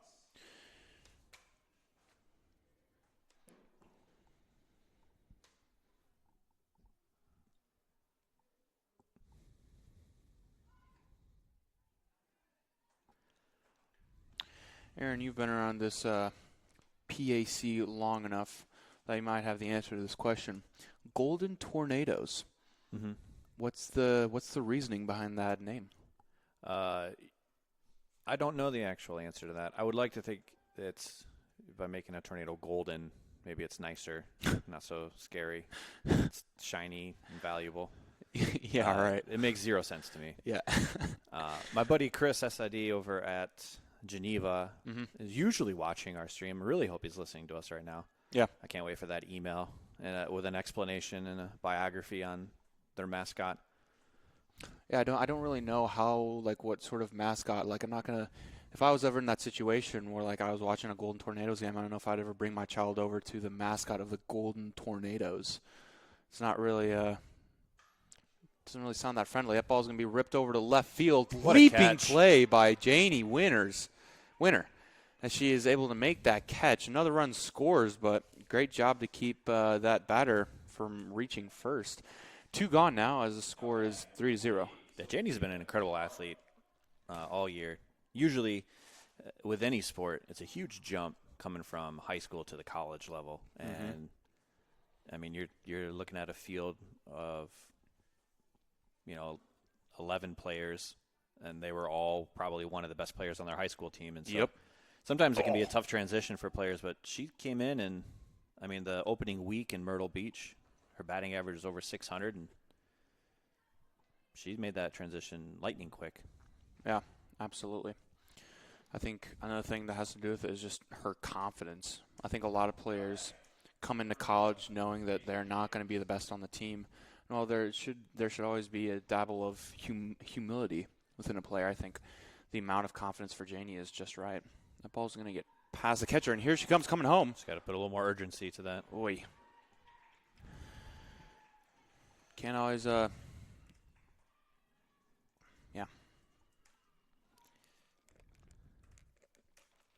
Don't judge a book by its cover. Always got to hustle.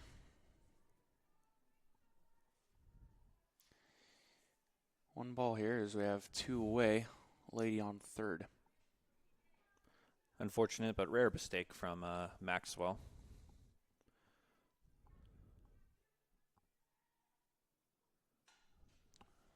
That one is smoked up over the shed at the left field line. Great use of that terminology there. It's a really good word. Thank you. I agree. Not one you'd want to use all the time, though. I think it's appropriate in most situations. Smoked also reminds me of like smoked barbecue, smoked bacon. I think whenever I say the word smoked, it just brings an aura of freshness, an aura of good feeling to not only the listeners, but to myself included. That ball be smoked, right back at the pitcher. She will handle that for the third out of the inning. We're going to head now to bottom of the second. Golden Tornadoes over the Barons, 4-0. Stick with us.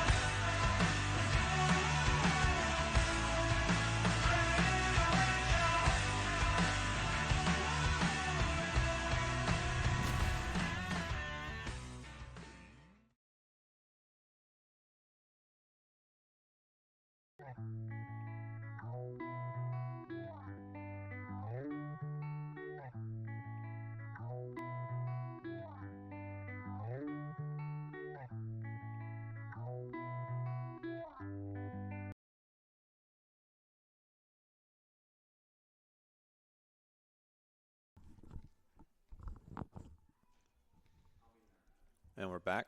Bottom of the second action. I'll be with you guys solo here for this half of the inning while Peter shoves his face with some Wendy's.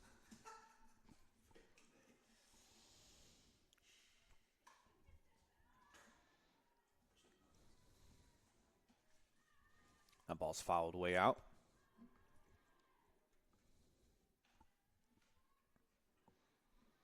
So Haley Cook, our pitcher today. Last couple weeks, she's been one of the more consistent batters for the Barons. Getting a handful of doubles. And 2 home runs in 1 week. So offensively, really coming alive here at the end of the year. That one, she just gets a tip of it, so that'll be foul.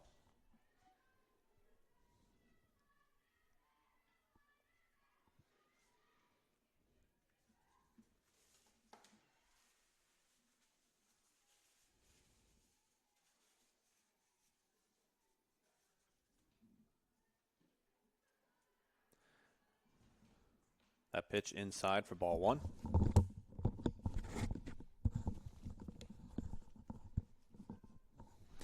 Sorry about that. Wasn't shoving my face with Wendy's. I was enjoying the delicacy of fast food for the moment. As Haley Cook will ground out over to third. And now up to bat number 4, Emma Davis.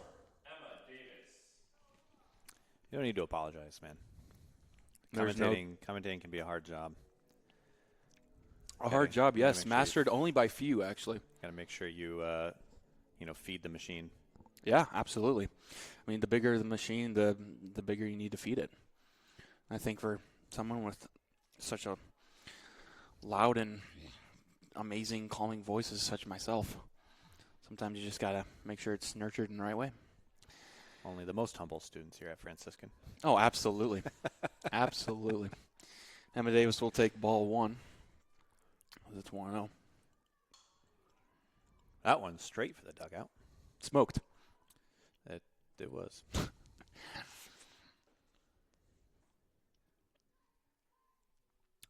Now, correct me if I'm wrong on this, and I know you will.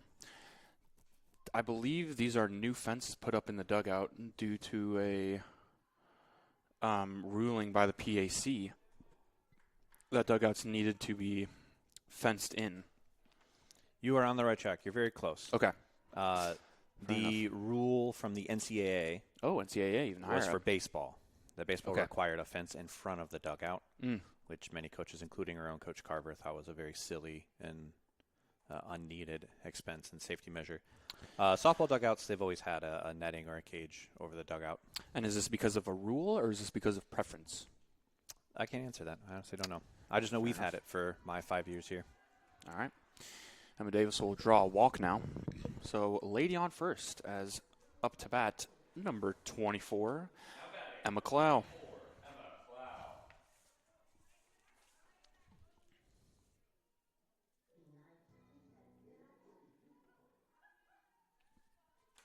You a big fan of her walk-up song, Spolman? I wouldn't call myself a big fan, only because, slides in. Slides in more like got shot in from a missile. She herself looked like a missile. Yeah, she almost second base got kicked out to the outfield almost. Wow. You know, I've said it before. I haven't really paid attention to Emma's walk-up song, but I will say is I think it's Kira Collins, hands down the best walk-up song on the team. The Wii Sports, like lobby music. Yeah, absolutely. There's been rumor that she's wanted to change it now for a while. I won't let her. Yeah, I think that's a good decision. I agree with that. I wish she was in the lineup today so we could hear it. Hear that and watch a couple of at-bats, but she will be used in the flex position as her defense has been on point so far.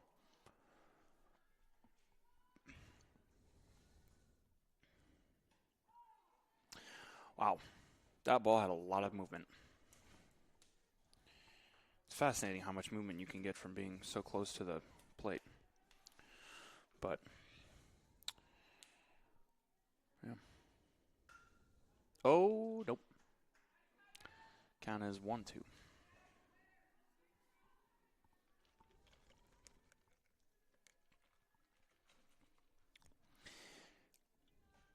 You think we'll see a home run today? When does Kimmy bat next? I was thinking the same thing. Kimmy will most likely bat in the 4th inning. Possibly bottom of the 3rd. But I would guess bottom of 4. Yeah, you can see in her swing. She looks to take the cover off the ball every time she swings at it. Mm-hmm. And talking to her dad after he joined us here in top of the 1st, he was saying how he was giving her tips between games, how she needs to crowd the plate a little bit more, get more aggressive. And her first at-bat, she cranked one deep out to right, so. Agreed. That will be a grounder over to second, flips it over to first. That will once again take the Barons out of the inning with no runs scored. We head now to top of the 3rd. Score is still 4-0. Stick with us.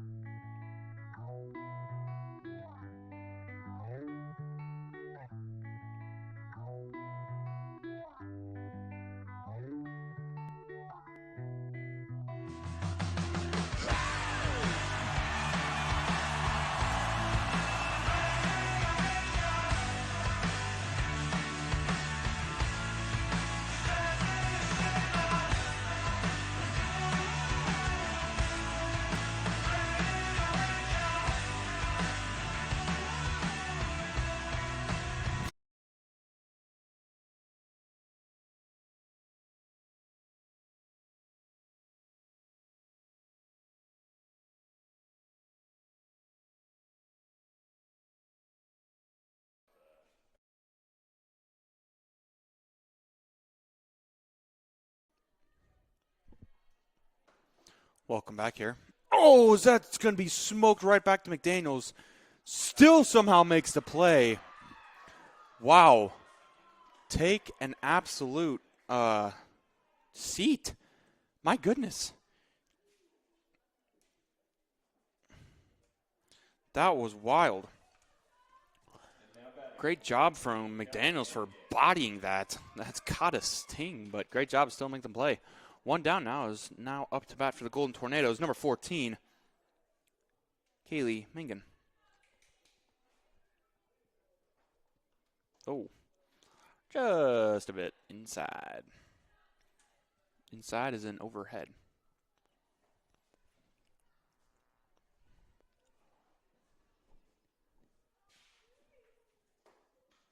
That will be just off end of the bat.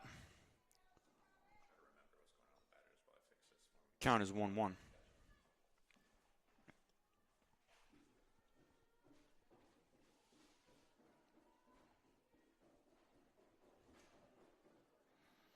That ball have to be outside.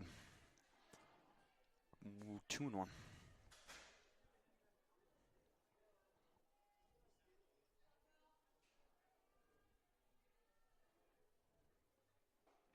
I'll be right there on the outside corner.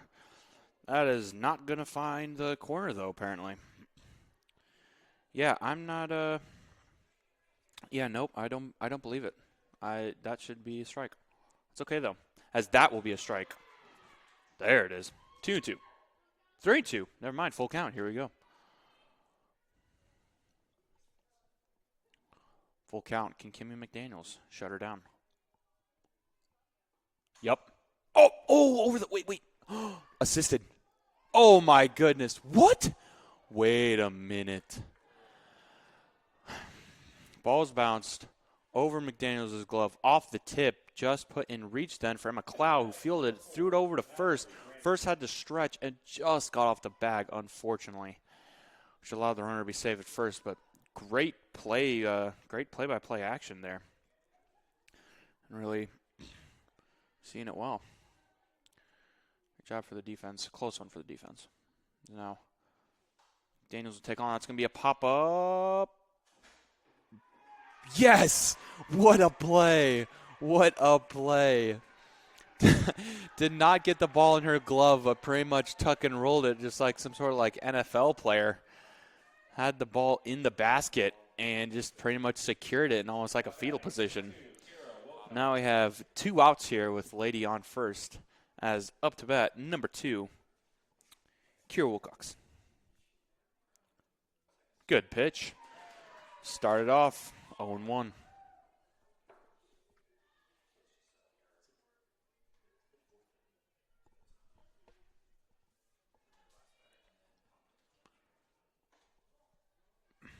Right there, but no cigar. 1-1.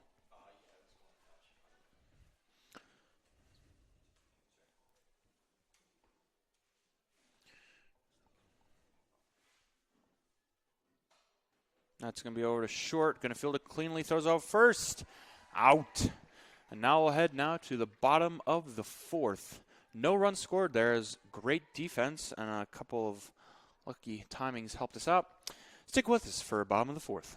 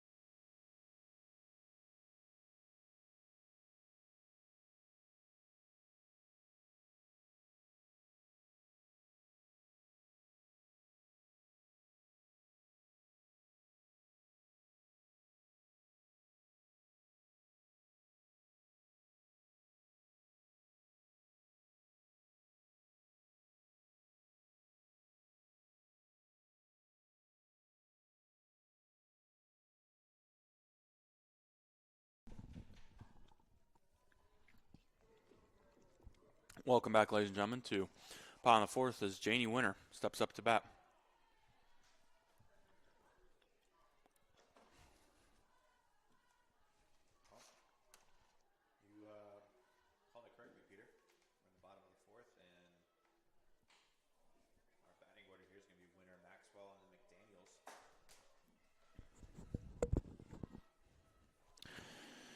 I just have a tendency to be right on these types of things. Winter Maxwell both very good at getting on base, and I think McDaniels is searching for another home run. Good plate discipline there. Which, if we do see a hit, and hopefully a home run, that'll be McDaniels' 100th career hit. Wow, 100.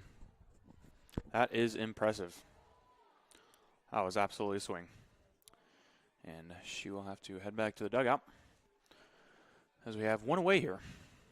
To bat, number 15, Elizabeth Maxwell. Number 15, Elizabeth Maxwell. 100 hits in only 3 years of playing. Yeah, that's crazy. Not a lot of people can accomplish that sort of feat, as that will be driven out into center. Just a little bit too close to the center fielder, as now we have 2 gone.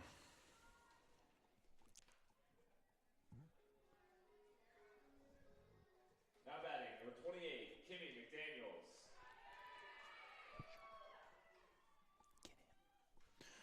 Now up to bat, number 28, Kimmy McDaniels. That ball will be fouled off to the right, 0-1.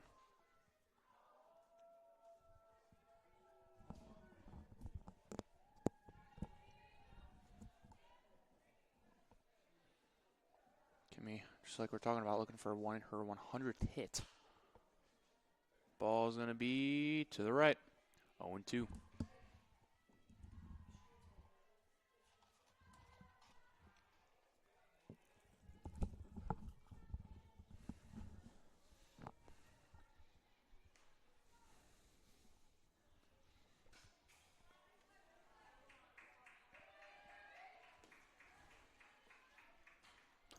I wonder how many people here at the stadium knows what is about to, or most likely to, happen.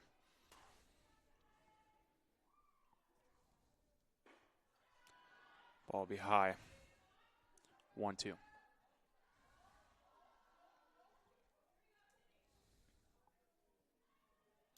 Kimmy definitely crowding the plate, making sure that pitcher feels no comfortability whatsoever. That ball will be ripped right down in the outfield. Ladies and gentlemen, 1-0-0. Kimmy McDaniels through 3 years here at Franciscan. 100 hits. Congratulations. Now batting, number 33, Haley Cook.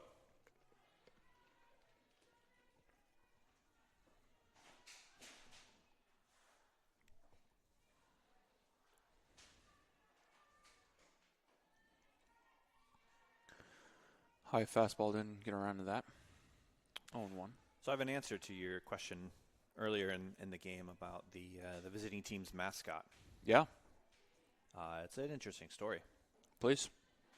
It commemorates a major tornado strike in 1914, which the tornado destroyed the Old Maine's golden shingled roof. Hence came the name Golden Tornadoes to honor that historical event. Wow. I didn't think a lot of tornadoes touch down around here. I mean, They don't, which is why I feel like it was such a big deal to name a mascot. Yeah, the Hills and mountains don't tend to Yeah, right. give you tornadoes. Yeah. Interesting. Well, that's fascinating. Thank you, Aaron. So, golden tornadoes in commemoration of an old man's shingled roof. As Haley will be sat down, but not without Kimmy McDaniels getting her 100th hit of the inning. Still, though, Barons are down 0-4. 100 hits in the inning. That's great. Huh? After 100 hits on this.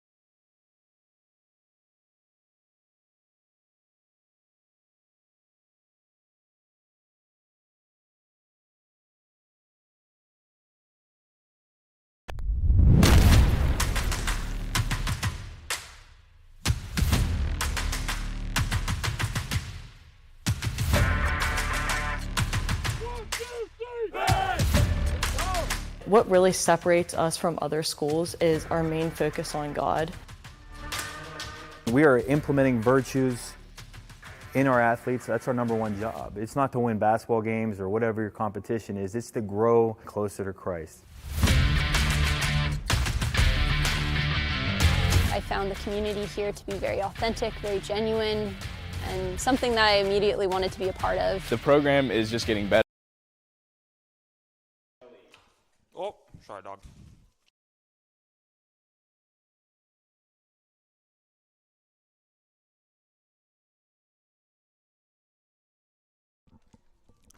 Welcome back here to top of the fifth. As up to bat number 21, Molly Shelley.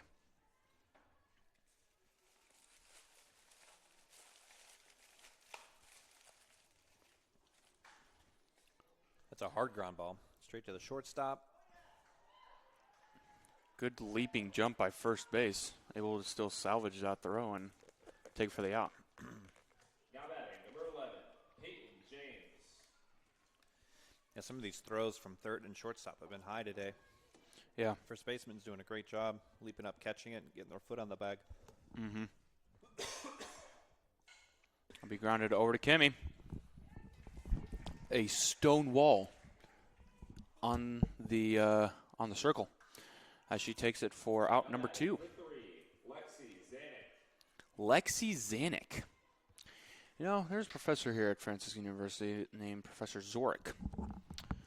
Definitely no correlation, but both last names begin with Z. I don't know how many times you get to hear that. 2 outs away here.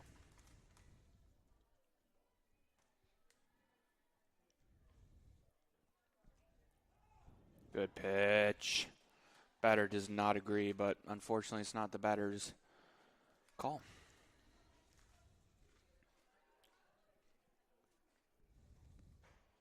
Yep. Nope. Never mind. 2-1.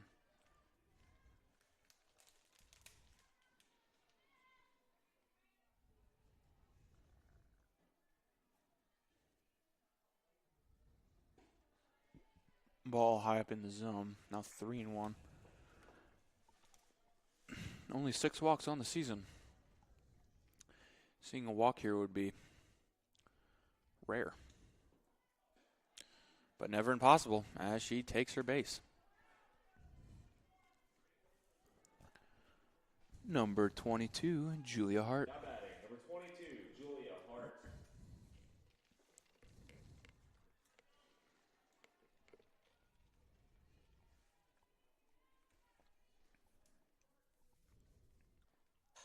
Smoked. Oh.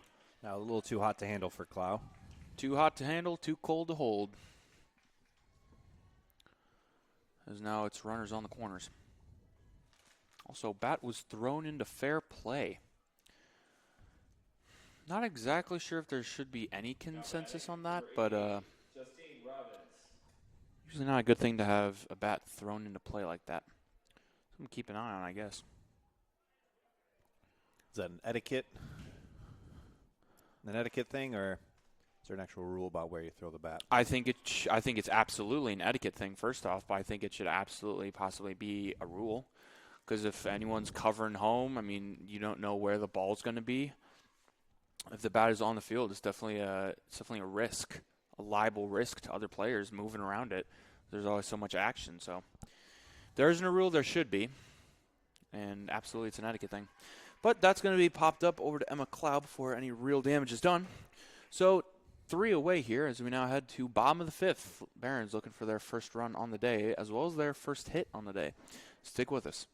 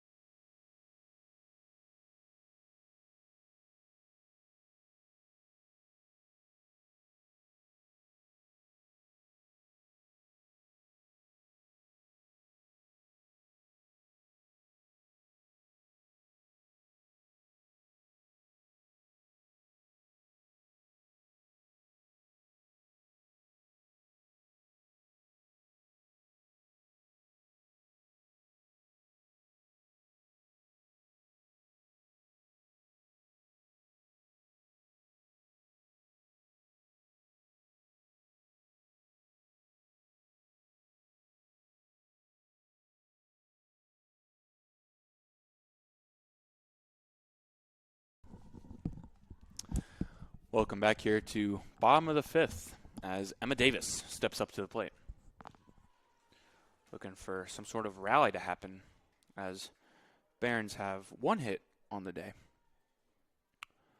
Still need a lot more than that to put some pressure on these Golden Tornadoes.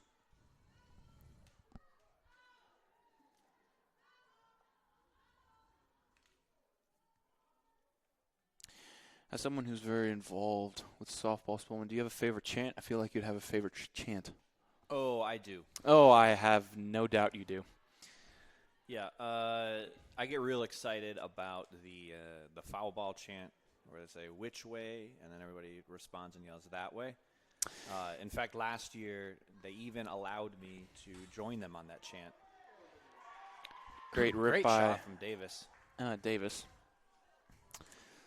So last year, before we had this beautiful press box built, we'd Yeah. have a picnic table down by the fence, right by in the backstop, which was nice. I didn't like being outdoors all the time, but it was nice feeling close to the action, and so the dugout would frequently get my attention and let me join in or lead a chant. So yeah, last year I got on a mic and I got to lead the which way chant.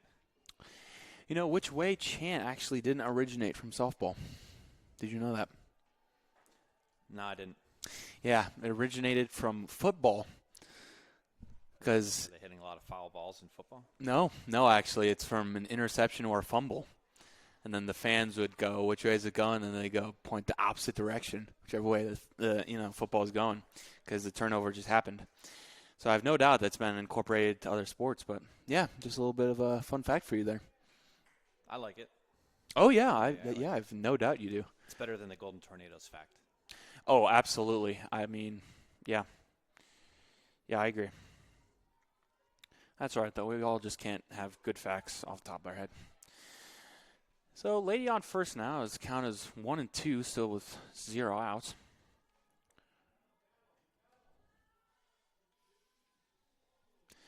I've heard many a rumor that people are clamoring for the Baron to not be a mascot. Some people say it's, quote, too scary. You talking about the mascot itself or the big costume that we put people in? The big costume. Now batting, number 7, Abigail Savage.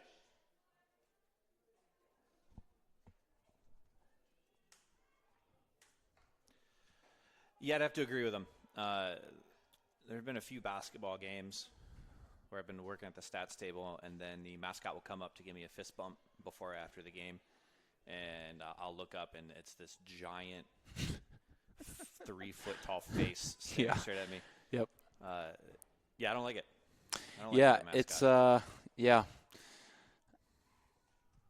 seen, especially with a lot of the charity events that basketball holds, and having some of the schools come down and sit in some of those special seats near the stadium or near the actual floor. That was an impressive catch out there. Yeah, that was. She turned left, she turned right, she did a 360, and then she caught the ball. She is, that was really good. Now batting, number 11, Madison Cazares.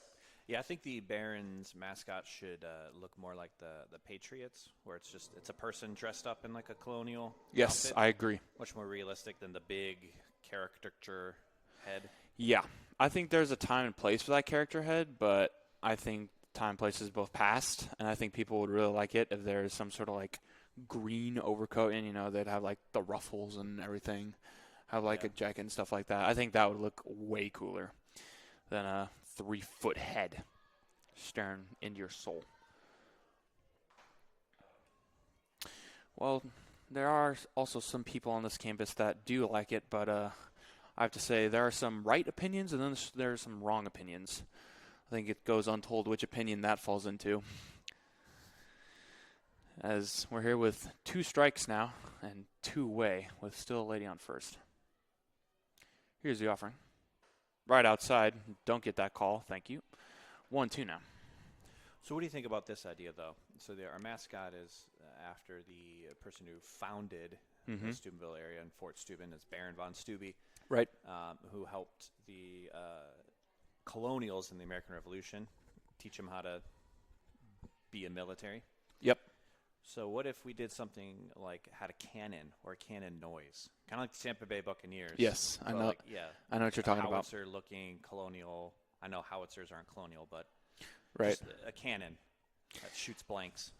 When and where would you propose that this happens?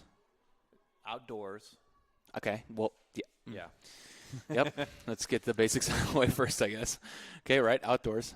I think we Every should. home run. Huh? Every home run. Home run. I would agree. For soccer, on Goals. goal scored. Yep.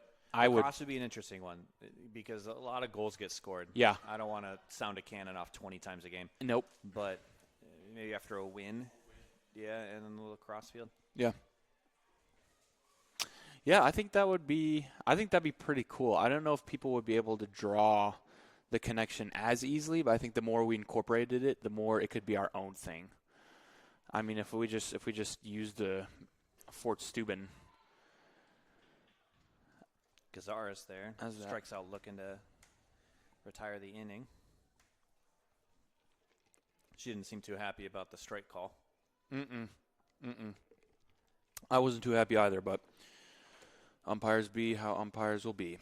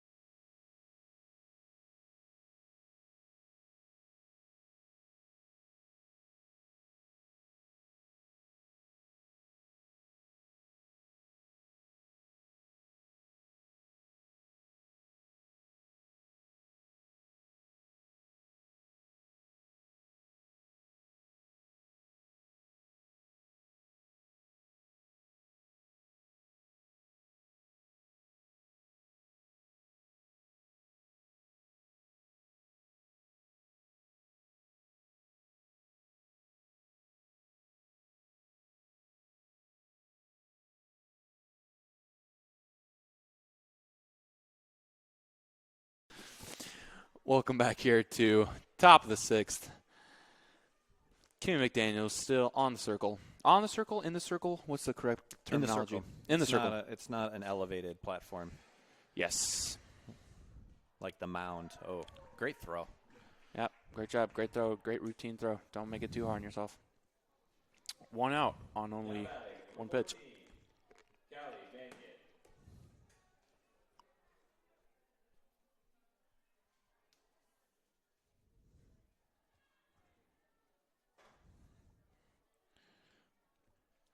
Kim McDaniels is the only pitcher I've seen probably shake off more than nod her head. I mean, she's veteran. She's confident in her arm and what she wants. So as you kind of develop your throws and you get more tricks up your sleeve, you can get more picky with what throw you want. When you're younger, you're either throwing strikes or balls. I would argue to say that you're throwing strikes or balls no matter what age you are. That's a good point. What I mean is she's choosing curveball or maybe a riser. Yes. Whereas younger pitchers are younger pitchers will go with the flow. Go with trying to whatever's pick called. their spot in the strike zone. Yeah. Yes, I agree. Yeah, I can also see it though from a batter's perspective. Like the more you shake off, the more the batter almost feels confident in what the pitcher's going to throw. But maybe not. Oh, that went off her wrist. Not quite fast enough. We'll give that one a single. Not a. We'll put that as single. Yeah, that got out of her reach. It's one of those gray areas, and yeah, that ball definitely got out of her reach as it was between her legs when the ball arrived. But yeah. Hey man, out of her reach. Can't make them all. That ball be popped up. Dive for it. That's all right. Daniels covered some ground on that one. Hey man, Daniels is an athlete. I would now like to rephrase my statement, say that all these women on the field are athletes, but Daniels is exemplary athlete. That ball, foul. Yep. I won't lie. If that ball is fair, I might just need to open up the window and start chatting with the umpire for a minute. Thank goodness he wasn't. Count now is 0-2 with one gone and Lady on first. Or a golden tornado on first. Yep, good night. No, wow. That should have been, I can't see depth perception very well from up here, but for all you listeners, I would not believe if many of you was waiting for that strike to be called. So 1-2 here.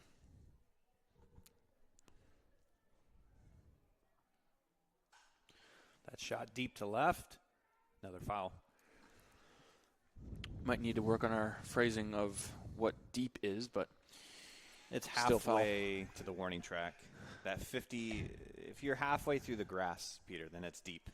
That was not halfway through the grass. If you drew a line where the infield ends yeah. and the warning track starts. Yep. That ball. That line inside that line is shallow, and outside that line that is ball deep. is inside that line. Yeah. And so that one got past that 50, that halfway mark. So no. That was no. deep. I disagree. Shout out to all the listeners for putting up with these shenanigans and for being here, watching your friends, watching your daughters, whoever it might be, and just staying in tune for all this greatness. That will be a nasty pitch. High and outside. Nowhere for the batter to swing at. 2 gone as Lady on second. Wilcox up next to bat to round out the Geneva lineup. Right down the center. Not many opportunities to have a pitch right down the center.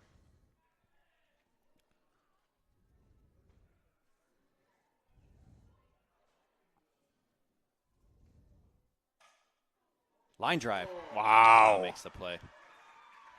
That was impressive. That's been the second or third highly athletic play she's made over there in the gap. Just like I said, all these ladies are athletes. As we head to bottom of the 6th, stay with us.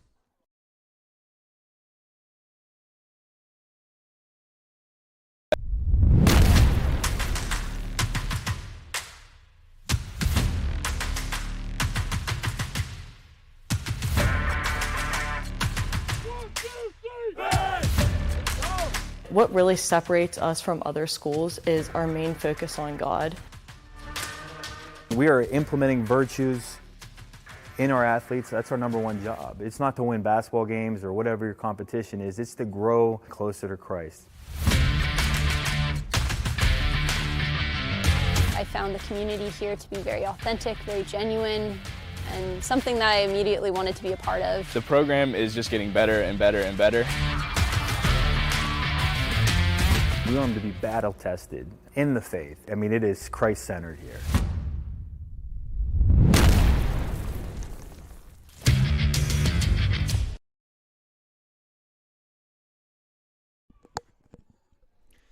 Welcome back. We are in the bottom of the 6th inning, and Olivia Linden is going to step up to the plate. She's going to bunt, trying to race the throw. She's fast, but not fast enough. She gets thrown out at first.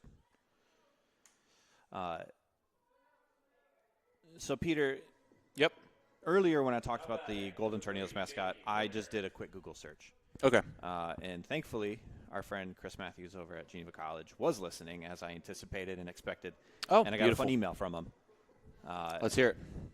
So as he says, the origins of the name Golden Tornado aren't actually officially known, which makes it more exciting in my opinion. I like that. They used to be known as the Covenanters, which is a reference to the founding church of the college, the Reformed Presbyterian Church. Got it. Covenant. In 1959, they officially changed their name to Golden Tornadoes. Most people believe the name started back, as I said, because of a tornado in 1914. Mm-hmm. Let's see. So people believe that is where the name likely came from, but it is not known for certain. When the college did decide to change its mascot's name in the late 50s, that name was suggested, and it gained popularity and stuck.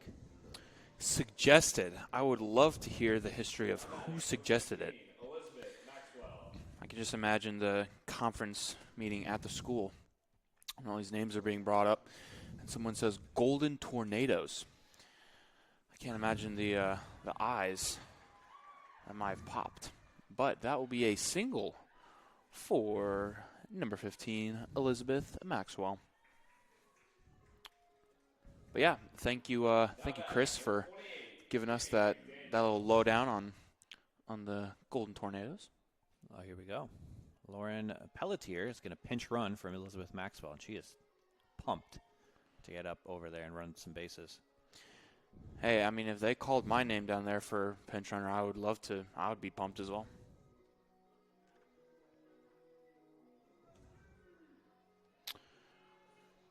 All right, Spolman.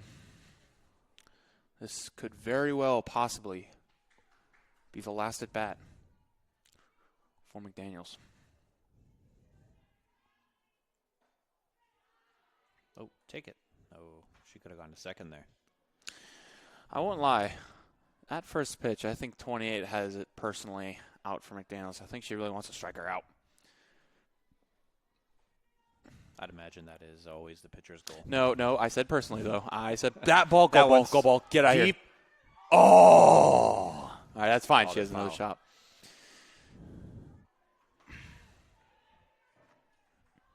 Yeah, this needs to be a home run. I want to see this thing hit the top of the back hill. She has the power. I think getting the ball over the fence is priority number one. I know everyone would be happy with that. I'd love to see the ball hit the top of the scoreboard, but well, if she hits the horse scoreboard hard enough, we can get a new one. It's not a bad idea. true. I would not mind that. Might have to phone that one in. Peanut Gallery says we need it. Thank you. That pitch low and inside. Is there any rule that says you can reject a walk? Because I would not be surprised if she employs that now. Goodbye. Well, ball leaves the stadium just the wrong way. Full count. Full count, 2 outs. See, if the bases were loaded, this would be... Fans hyping her up. It's getting loud out there. Here we go.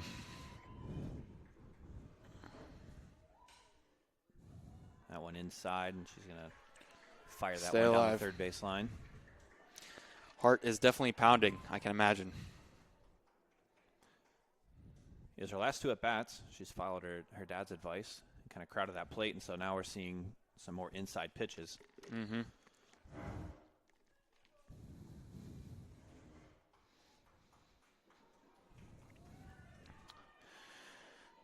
Full count, 2 outs.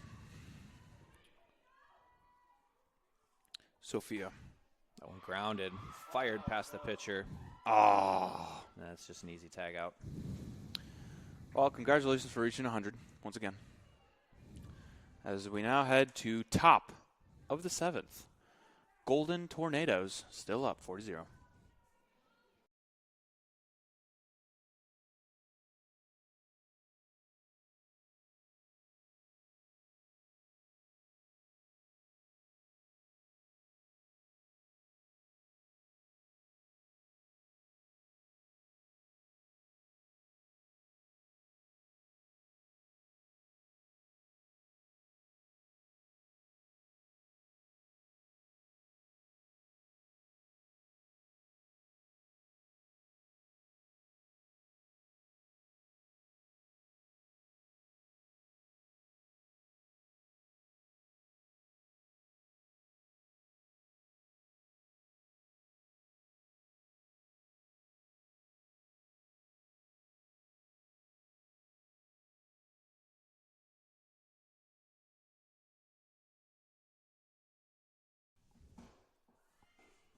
Welcome back, folks. We're going to take a little shorter break than the past. For those of you who weren't able to hear our pregame stuff, Senior Day, just kind of wanted to go over our one senior, Kimmy McDaniels.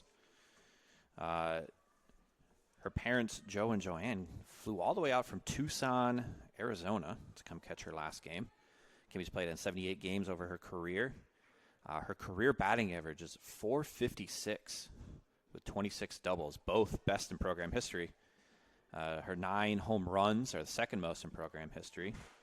She's also pitched 215 innings on 44 appearances in 24 games. In her freshman year, she kind of burst onto the PAC scene, being named the PAC Player of the Year, which is an impressive feat for a freshman. All of that, all those accolades and stats, all coming in 3 years of athletic eligibility. She took her junior year off to go be in Austria, enjoy the Austria program. Her plans, she's a biology major, but her plans after graduation is to take some time, and she's currently discerning religious life. I'm going to be quiet for a second because Golden Tornadoes got one over the left field fence, squeaking it past that yellow plastic.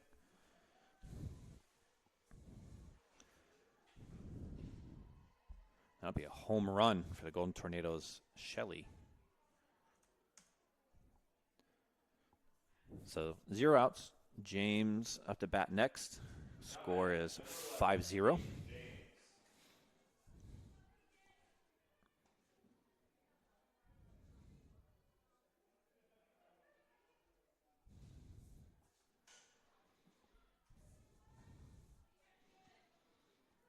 That one's fouled out left field.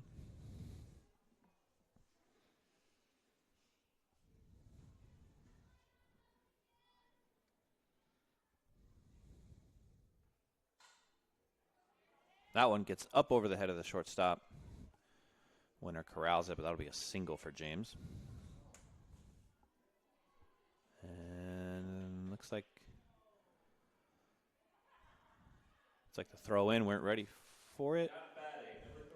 And that error will James will advance a base off that error.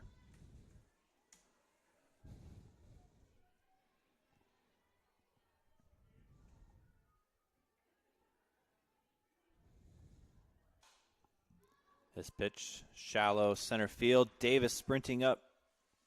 Doesn't quite get there, but able to keep the runner at second base. Now batting, number 22, Julia Hart. So Tornadoes' Julia Hart comes up to the plate. She's got runners on first and second, 0 outs.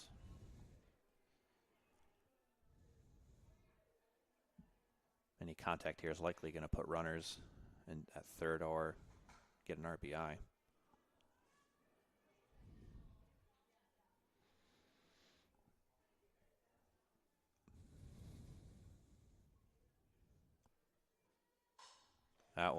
That's more than contact. That's deep to left, and that is up over the fence. That'll be a 3-run shot for Hart.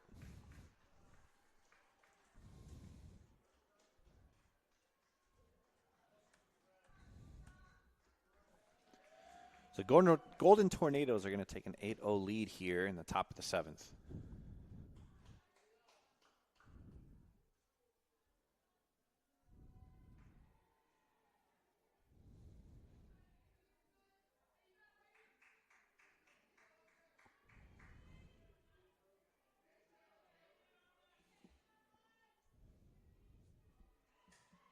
Now batting, number 88, Justine Robbins.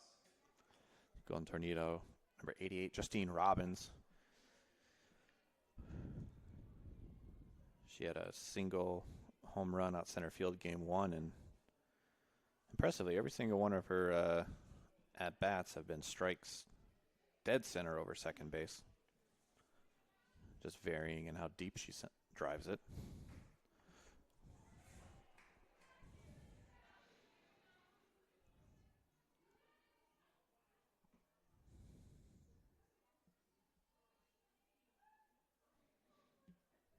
That pitch inside.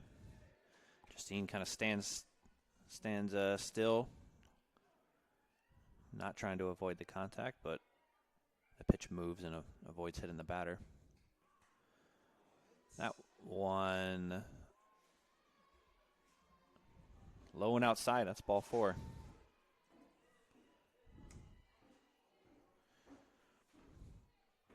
So Robbins will take first.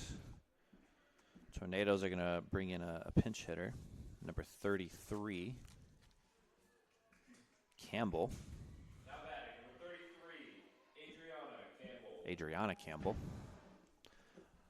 Hope everybody's enjoyed the peace and quiet while my co-commentator Peter has been out, but he's back with some exciting calls to finish this game out. Yeah, absolutely. I don't think peace and quiet is the right verbiage or adjectives to use for a type of softball game of this caliber. But yeah, I'm back, and here we go. 4 more runs have been scored as I was away.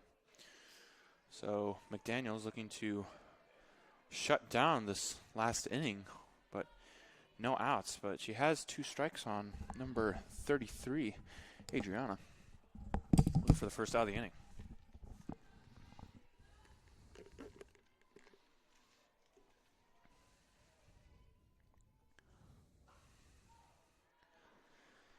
You think there's some level of fatigue going on with McDaniels? Oh, having pitched 2 games in a row. Yeah. Having never done that myself, I couldn't have any qualified opinion. I will say is she, at this point in her career, she's pretty used to it. In high school, she played primarily third base. That was kind of her core position. And coming to Franciscan and the teams being light on pitching, she was pushed into a pitching role immediately as a freshman, where she'd kind of come in or pitch game 2, and then as a sophomore was sort of the main pitcher. And so she was pitching most doubleheaders that year. Right. Something I imagine her arm would be used to by now. Yeah.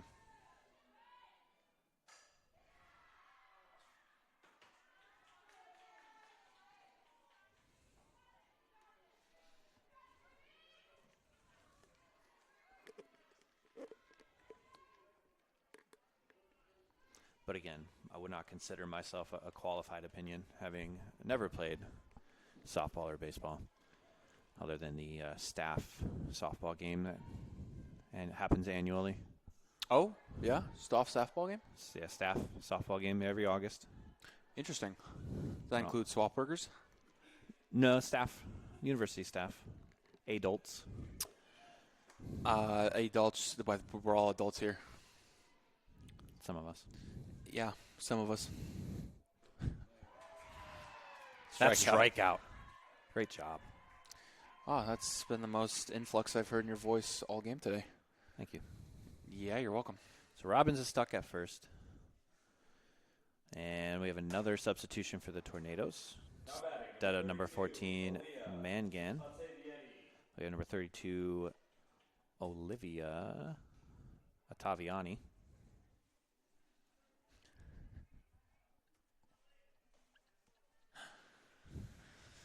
One out.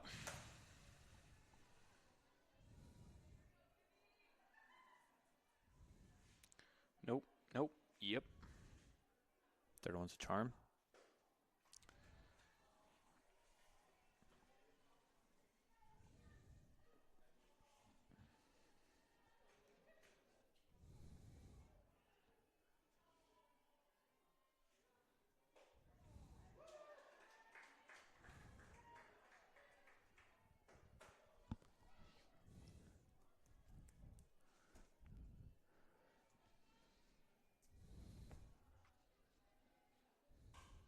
That pitch popped up to shortstop. Savage makes the play. Great Holds Continuing Robin to at induce first. weak contact. Now we have 2 outs here with no runs scored since the 2 outs.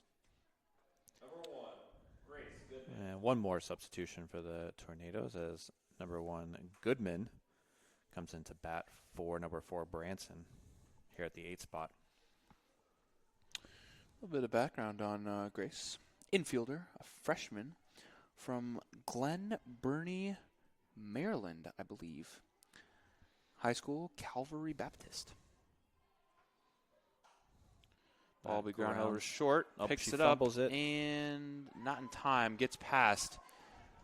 Hustling around third. Yeah, the throw was wide, and I don't know if Maxwell just couldn't try and gather it with a runner in the way, but didn't really take a stab at it. I just kind of let it go past. Number 31, Caitlin Neppers.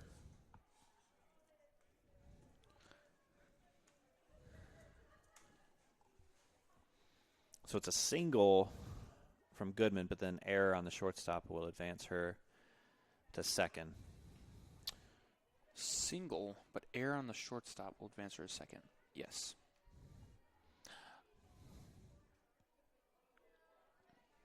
I would almost consider the fumble an error too, but maybe I'm being too cynical. That's one of the weird spots in the sport, is the gray area of should they have made the play or could they have made the play, to consider whether it's an error or a hit.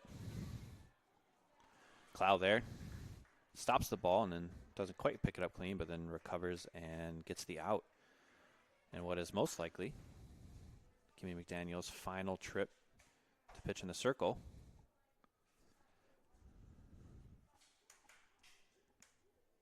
Of her career. So now we'll go to the bottom of the seventh with Barron's Haley Cook leading us off. We'll take a quick break and we'll be back shortly.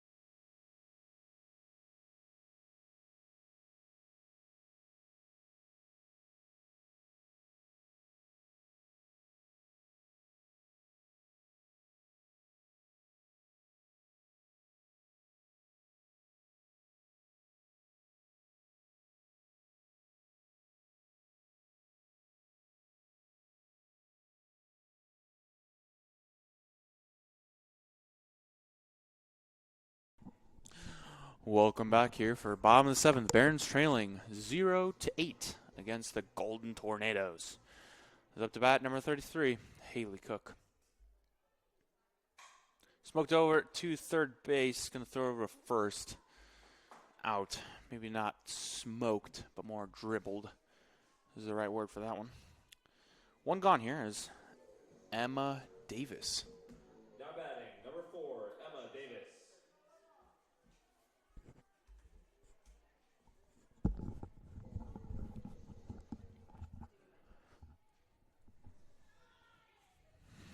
Barons with 3 hits on the day, and Geneva with 9, as far as I can tell.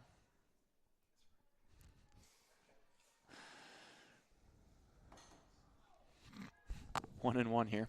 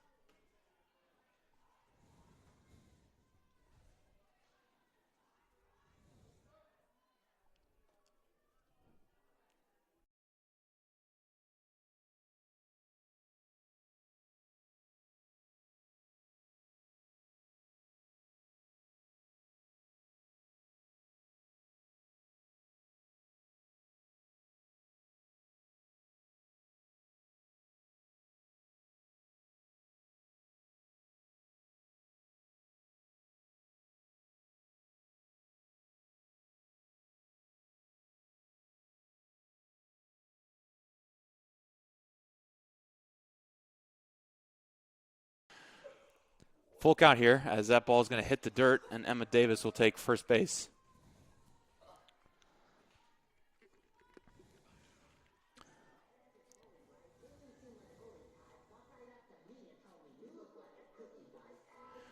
Now up to bat number 24, Emma Clow.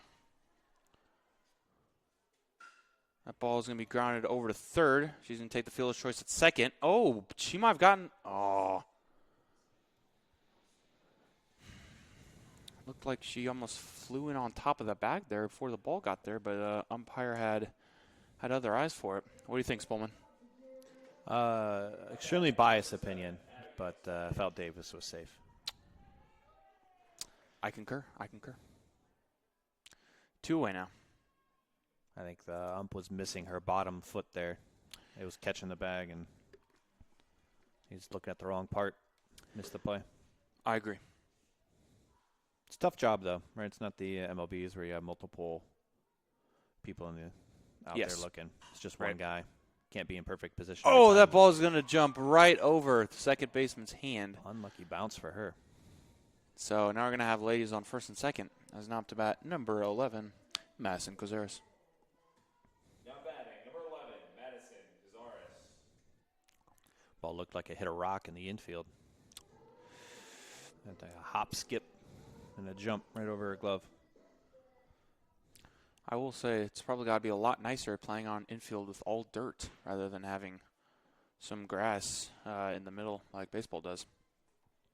You probably read the hops a lot more easily. Especially our homegrown vac over here has some of the worst hops in the PAC.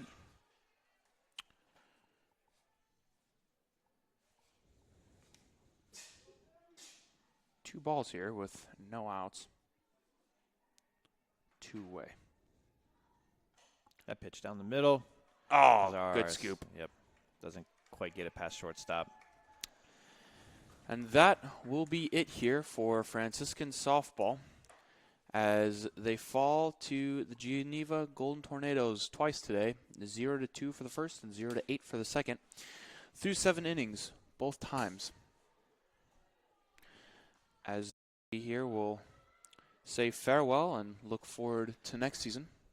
We appreciate all of you sticking with us for the doubleheader, and for those of you Barron listeners for the season, we look forward to next year as we finish the remaining of the stadium upgrades. Next year we'll hopefully get to see a little bit different stream, so we'll have 1 or 2 cameras up inside the fence, so we'll be able to get you a much closer view, and fingers crossed, maybe a couple different camera views. So exciting news for next year to look forward to, and we again appreciate you staying with us for the game, doubleheader, and for the year, and look forward to seeing all of you again next spring. Peter, well done today. Thanks so much. You too, Mr. Smallman. Thank you. Well done.